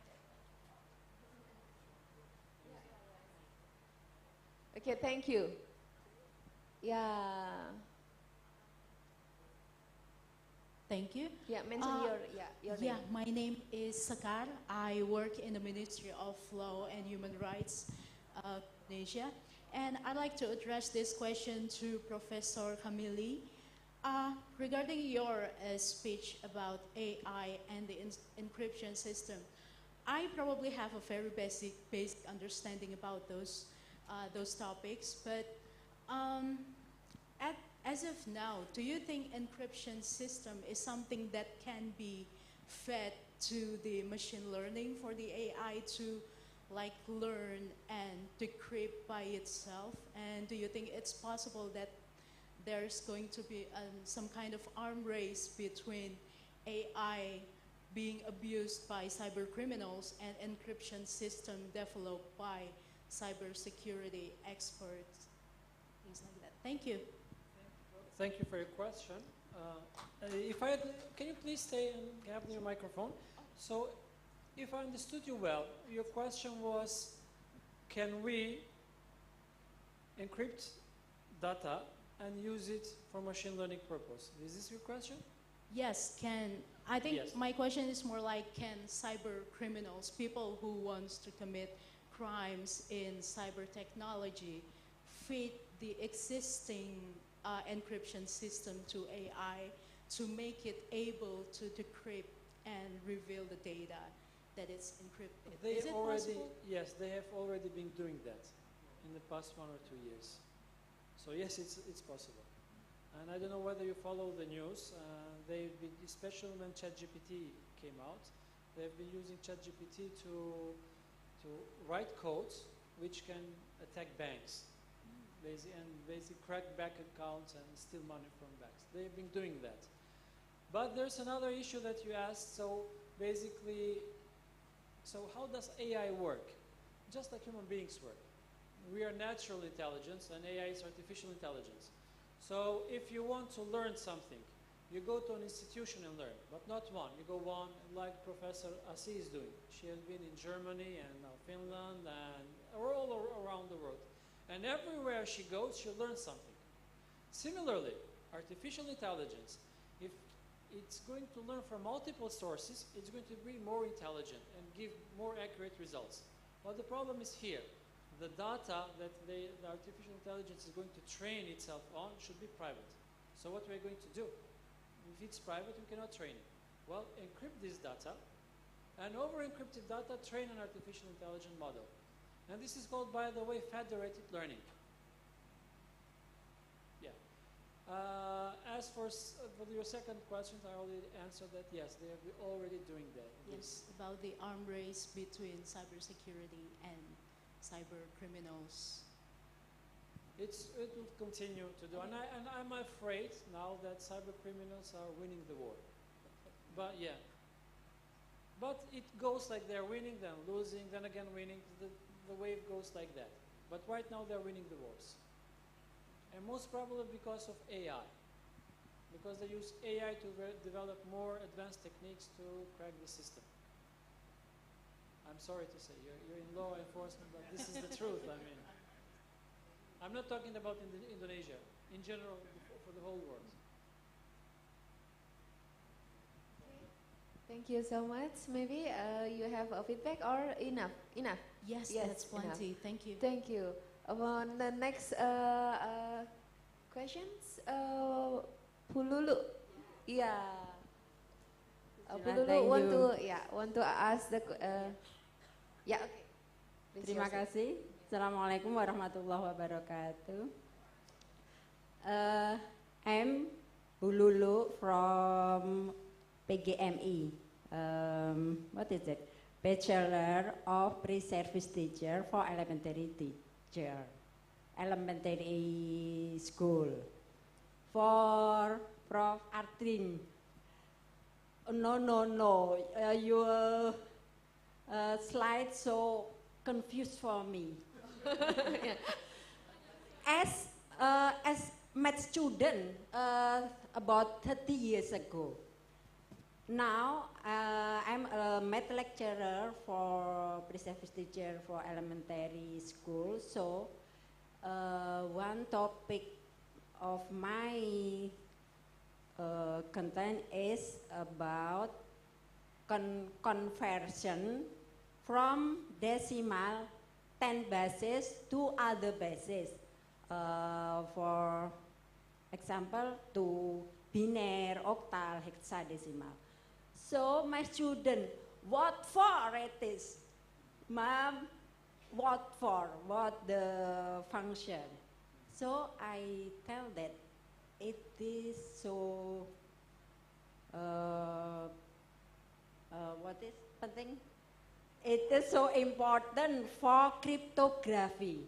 Maybe Mr. Atrim can give an example, simple for me, for us common people, what is the important, the function of the cryptography, maybe as binary function, octal function. Then the second, you tell about unbreakable formula, unbreakable by quantum, tadi apa quantum Quantum computers. Yeah, quantum computers. So I think about how the state with the safe digital military bagaimana keamanannya begitu. Nanti Bu Asih yang akan menerjemahkan. How the safety of the digital military, vintage and other. So as men like you can get the formula for the unbreakable by quantum post computer. Yeah, thank you. Thank you for your questions. The answer to the first question is basically general, not only cryptography. Computers understand the binary language, 0 and 1. They don't understand anything else. So even if there's voice, even if there's video or letters in the computer, eventually they're translated into zeros and ones. This is the language that computers understand, nothing else. That's why it's important to convert decimals or whatever into binaries. Why do we use octal and hexadecimal? Because binary 2 to the power of 2, the binary, okay, it's 2 to the power of 1, but 2 to the power of 3, it's octal. 2 to the power of 4 is hexadecimal. And instead of writing 1, 0, 1, 1, 1, 0, if you write in hexadecimal, the number is shorter. That's why we use hexadecimal. So computers understand 0 and 1, but yeah, like for instance, Monument Nacional, MONAS. It's shorter, right? Well, similarly, if you write 0, 1, 0, 0, 0, 1, 1, 1, 0, if you write it in hexadecimal, it's going to be shorter. That's why I use hexadecimal system. Computers understand those languages, binary, hexadecimal, octal. As for your second question, actually my talk was about, to answer your second question, that if quantum computers appear, they're going to break all of the available, right now available crypto systems. That's why United States and Europe are spending billions of dollars in what is called post-quantum cryptography. You can just go search in Google post-quantum cryptography research and you're going to see many topics and many articles about that, and you're going to see that from the governments that they're spending billions of dollars for this. Why? Because they don't want to be caught unguarded. What if now there's a breakthrough and quantum computer which is strong enough to break those schemes appears? Well, that means that you cannot take your salary because bank will not send it. That means that you cannot buy nothing. You can buy nothing online. You cannot purchase online. Stock and exchange markets cannot exchange data to one another. Basically, that means the collapse of economy. And when there is a collapse of economy, there is the collapse of civilization, of human beings. Riots will come out, etc.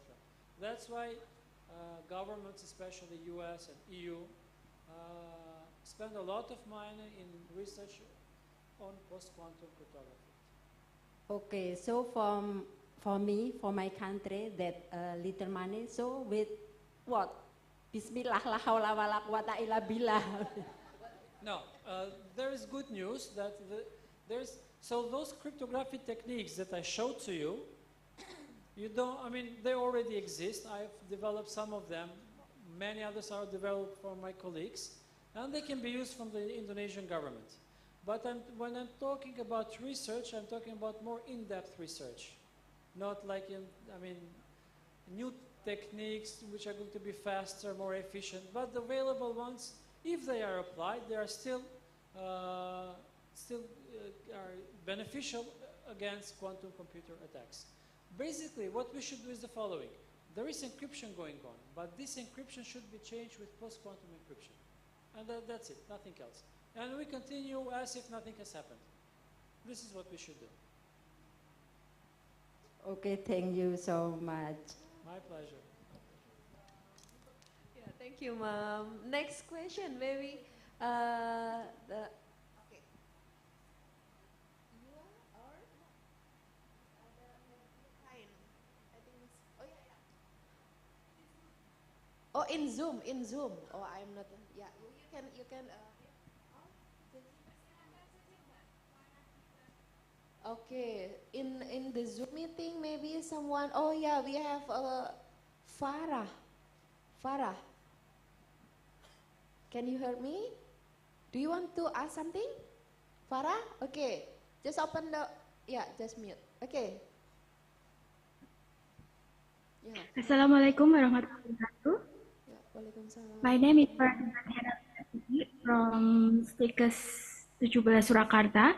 My question is, at Indonesia, we have two education. One of them based on knowledge only, and another based on Al-Quran and Hadith. And with this reality, I make research about education curriculum based on Taurat, Zabur, Injil, Quran, Hadith, Ijma, Qiyas, Statuta Roma. Why? Because if we read Al-Ma'idah 68 and Al-Araf 117, we Muslim must better if we use complete kitab to repair concept like human origin concept that talk human come from monkey evolution, and if we read our Ijma Qiyas Statuta Roma, we know if human come from Prophet Adam and Eve, and no one can interrupt it at all kitab. And we know if monkey evolution come from Sabbath day. And my question, how if we implemented this theory for all of the world? What is this research had future for being foundation for every education around the world? Thank you. Wassalamualaikum warahmatullahi wabarakatuh. Yeah, Waalaikumsalam warahmatullahi. Excuse me, do you want to ask for Professor Atrim or Professor Jung? Professor Jung. Jung, yeah. Maybe she asked about the Darwin theory or related to, yeah, Darwin theory or how to prepare. Can you mention, maybe, is it right? Yeah. My question is, I had research to make education curriculum based on Taurat, Zabur, Injil, Quran, Hadith, Ijma, Qiyas to repair many world theory like human origin theory or Prophet Ibrahim theory. And what my research had future prospect for implemented being world education. Thank you. Wassalamualaikum warahmatullahi wabarakatuh. Maybe the future research for integration. Future prospect from my research, education and curriculum based on Taurat, Zabur, Injil, Quran, Hadith, Ijma, Qiyas, Statuta Roma. Because if we just use Quran and Hadith for being foundation, we had many misconceptions like human origin conception. They always contrast between knowledge, education based on knowledge only, and education based on Quran Hadith. And about the Prophet Ibrahim family, that we always get concept if Prophet Ibrahim just had two wives, Sarah and Hajar. But if we learn complete kitab and we make related complete kitab, Taurat, Zabur, Injil, Quran, Hadith, Ijma, Qiyas, Statuta Roma with our knowledge, we can get better and we know more deepest and teach more great, better than half-past theory, I think. And what the prospect about this research? Thank you. Wassalamualaikum warahmatullahi wabarakatuh. Okay, thank you for your question. As I understand, I would like to answer to your question about curriculum development. Okay, So curriculum, as you know, depends on the culture mostly, especially social science field.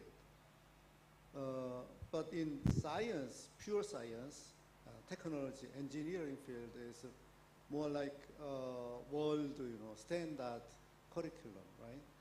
So I'm not sure with the social science field, okay? But about the STEM area, science, technology, engineering, and mathematics. Okay, about that, actually I would like to tell you about Korea's situation. It's very political, things. Even though about STEM area, if there is a change, president change in South Korea, he wants change the curriculum. I heard this thing happened in Indonesia too. But that is not a good, I think, idea. Because, teachers knows very well student. And teachers know situation about student, what they are thinking and what their level. So I think based on this kind of data, statistics, you should develop the curriculum. So I would like to suggest to you, as a researcher, you are doing the research, right? So I would like to suggest research the student. We call the PCK, pedagogic contents knowledge. So you can study the misconception about STEM area, something like that, and then based on that kind of the information, you can make your own actually curriculum. But Indonesia also has the standard, the national, standard curriculum. So you can, if you find something through your research, you can suggest to your principal or your district educational government person, or the directly central government education field, the people. Yeah, that's what I want to suggest you. Is that okay?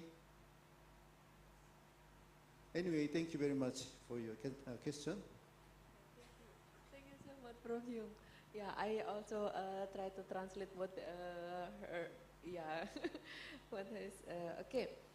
The next maybe the last question I saw some of you want to ask. Your time? Just one left. Yeah, stand up.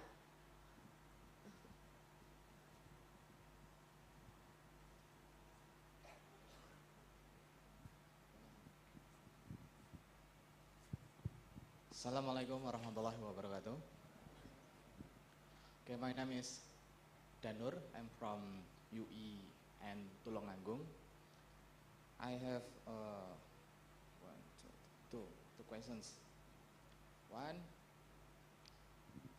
because I'm not from pedagogic world, I'm from philosophies. So I will question something. Yeah, how important certification exam from education bachelor? Is education curriculum didn't cover the teaching skill student while they still in the college? Jadi gini aja, sejauh mana sertifikasi, ujian sertifikasi itu berpengaruh terhadap lulusan teman-teman kependidikan, gitu ya. Nah, lalu kalau sertifikasi pendidikan ini berpengaruh atau itu penting, kenapa tidak langsung diadopsi saja di dunia pendidikan langsung selama dia masih di kesarjanaan?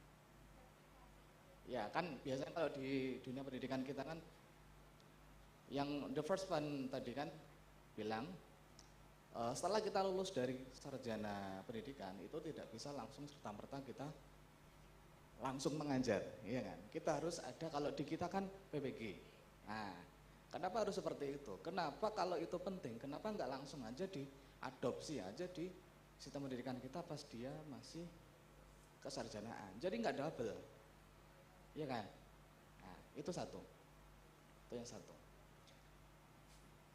Yang kedua adalah ini lebih umum lagi gitu kan. Di tahun 60-an itu ada salah satu tokoh Rollomi, dia pakar psikologi, dia pernah mengatakan di masa depan, ini pakai bahasa Indonesia Bapak? Oke, terima kasih. Di masa depan, anak-anak muda nanti akan mengalami kegelisahan yang luar biasa. Karena dia itu akan mendapatkan semua pengetahuan dengan mudah. Jadi apapun yang dia pikirkan itu, dia akan dengan mudah mendapatkan ilmu pengetahuan itu.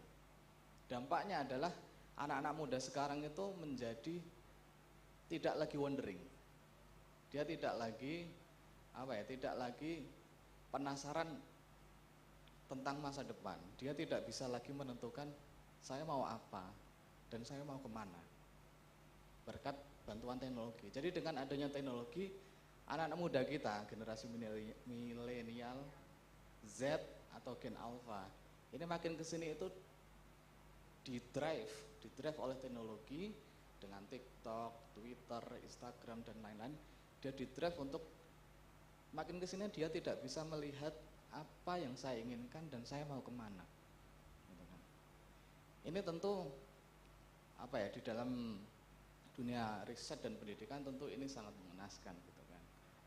Nah, alih-alih untuk mendengarkan dan memperbaiki kondisi seperti ini, itu justru pemangku kebijakan kita itu justru menuntut untuk melihat influencer. Jadi semuanya itu ke influencer saja, diarahkan untuk public figure. Jadi patokannya sekarang itu menjadi influencer, bukan. Jadi makin kesini sama seperti yang dikatakan oleh Tom Nicholas. Dia mengatakan death of expertise. Makin ke sini suara yang didengar adalah suara influencer, bukan suara dari pakar-pakar yang sering melakukan riset. Nah, untuk merespon persoalan ini, khususnya dalam dunia pendidikan, bagaimana kita harus melangkah? Terima kasih. Assalamualaikum warahmatullahi wabarakatuh.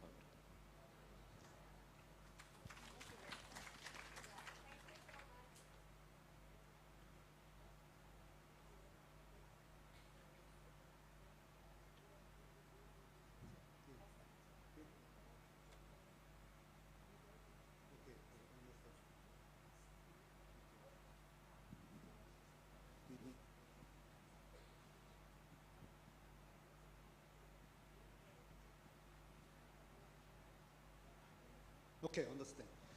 Thank you very much for your question. In Korea, actually, we don't have this kind of professional development program.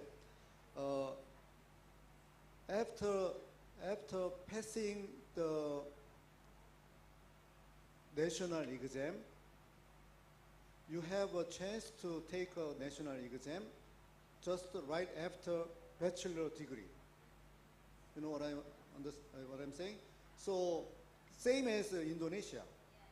So after passing the national exam, government, Ministry of Education of South Korea, they trained the past student for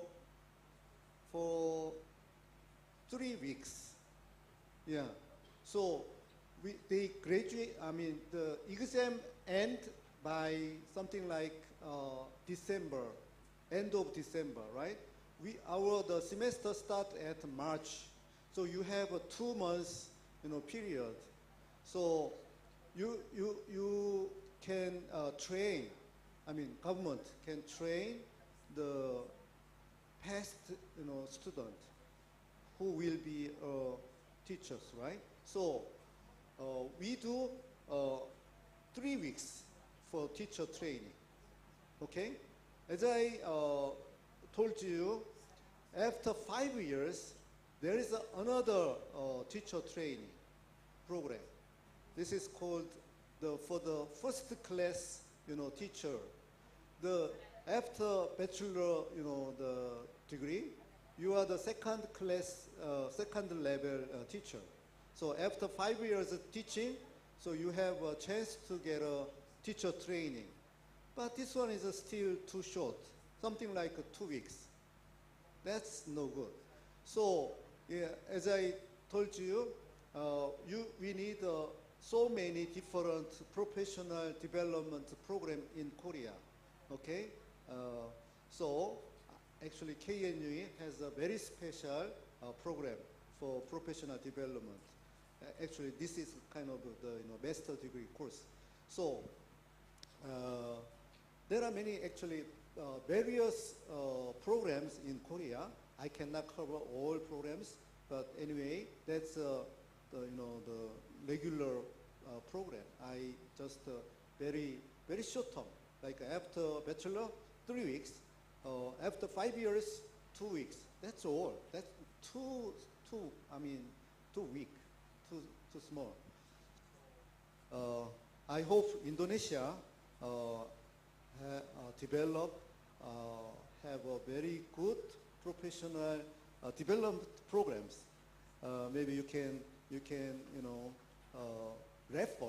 refer from our country or other country too. Okay. If you like, I can send you the many other versions in Korea. Okay, that's mostly the kind of private programs. Okay, thank you very much for your question.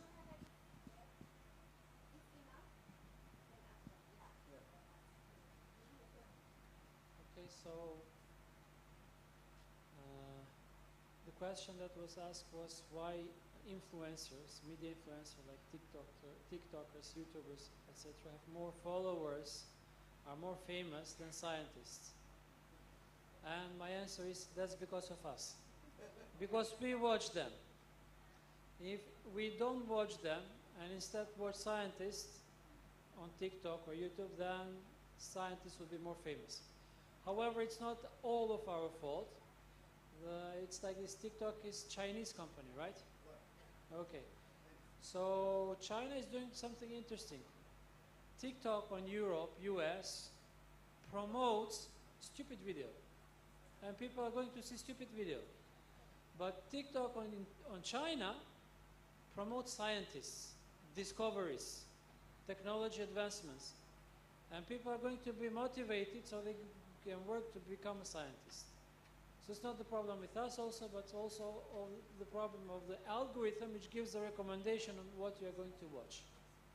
So if you are an IT guy and you have, or government person, and you have an influence on these issues, then you should force the company like TikTok to promote videos which are educational, which are inspirational, motivational for science, technology, and education, and maybe totally ban those other stupid videos. However, if the government cannot do that, then we should do it on our own by just ignoring and boycotting those videos by not watching videos, rather watching beneficial videos. So this is my answer. Oh, yeah. I would like to add some comments. In Korea, what happened is now AI is so popular in education area. So many teachers want to use the AI. So they are now considering how to use AI in their education. So also about TikTok, many teachers actually want to make a short version of the for TikTok. Many teachers for their students. So we can use this kind of technique for education. Thank you. Thank you so much for all of your questions. Maybe our conference I will close. It's okay. Yeah, for the moment, I want to close this discussion with our excellent speaker in here, Professor Kim and Professor Atrim. Maybe I would like to thank you also for you all participants. I would like to conclude just a little because of all this material, you know, understand better. So I want to ask you, I want to conclude about AI, education. Yeah, it cannot be neglected. Yeah, this is my last word. Yeah, education and AI, and also the subject is science, and also the subject also religions also. We cannot neglect the AI. Thank you so much, and applause for all. Yeah. Thank you so much. Assalamualaikum warahmatullahi wabarakatuh.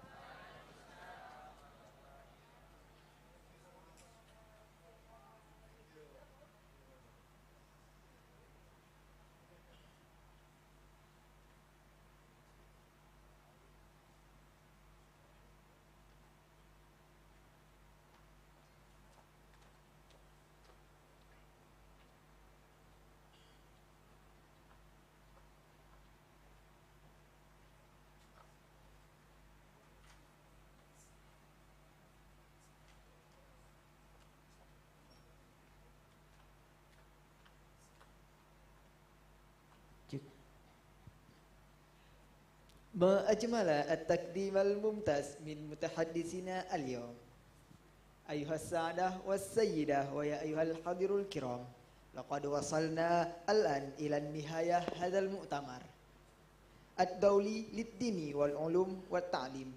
أعتقد بأننا قضينا وقتا مثمرا وملهما معا. أتمنى أن يكون هذا المؤتمر غنية بالمعلومات ومفيدة لنا. Ladies and gentlemen, we would like to send our utmost gratitude to all of the distinguished speakers, the moderator, the dean and the faculty members, the chairperson of this conference, Dr. Jafar Lutfi and the team who have arranged and made this incredible conference happen, as well as to all of the participants for your wonderful collaboration. Thank you very much. May God always bless us. Till we meet again.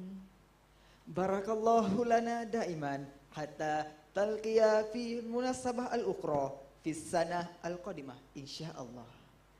Wa natlubu minkum al-afwa idza wajadtum minna al-akhta' wan naqais fi qiyadatil hadzal mu'tamar. Walakum minna jazilul asyukri azimul afwi wa fa'iqul al-ihtiram. Barakallahu lana daiman wa nalqi fi sanah qadimah insyaallah wa nakhtatim hadzal muqtanar bi qiraatil alhamdalah. Alhamdulillahirabbil alamin. Wabillahi taufik wal hidayah. Wassalamualaikum warahmatullahi wabarakatuh. Okay, ladies and gentlemen, please stay in your place because there will be a dance performance, and beside that you can enjoy your lunch in your place. Thank you.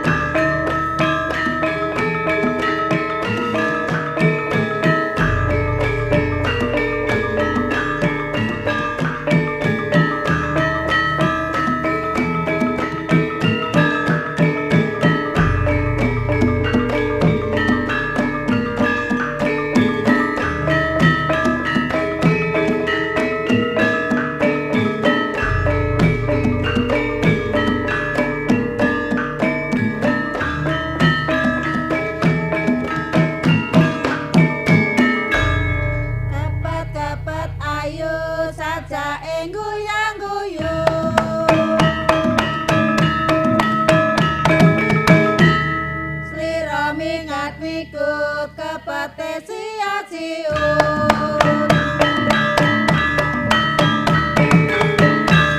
Keter-keter panter ubenge ingar-ingar.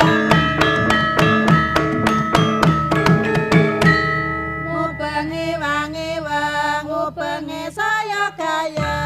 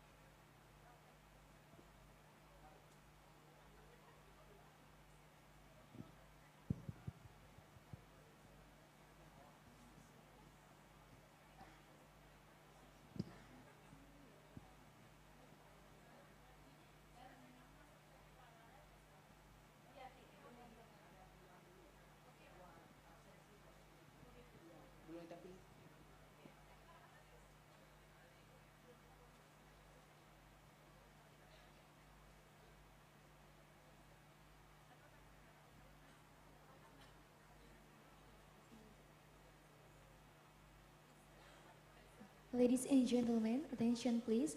We will have short break now and we will invite you back to join the parallel session in the online Zoom room that have been arranged by the committee at 1 o'clock. Should you have any difficulties or queries, please don't hesitate to ask the committee. Thank you. Okay. There is QR code on the screen. You can to scan for attend present today. Take a moment.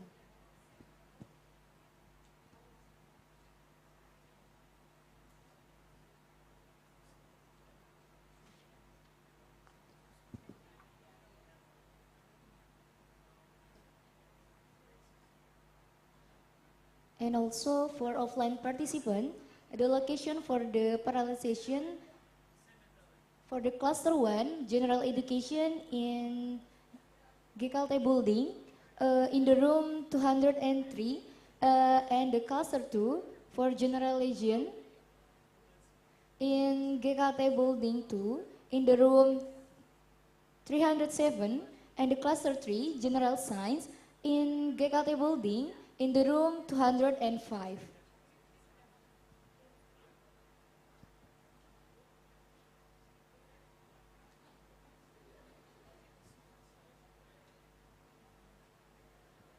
I repeat once more.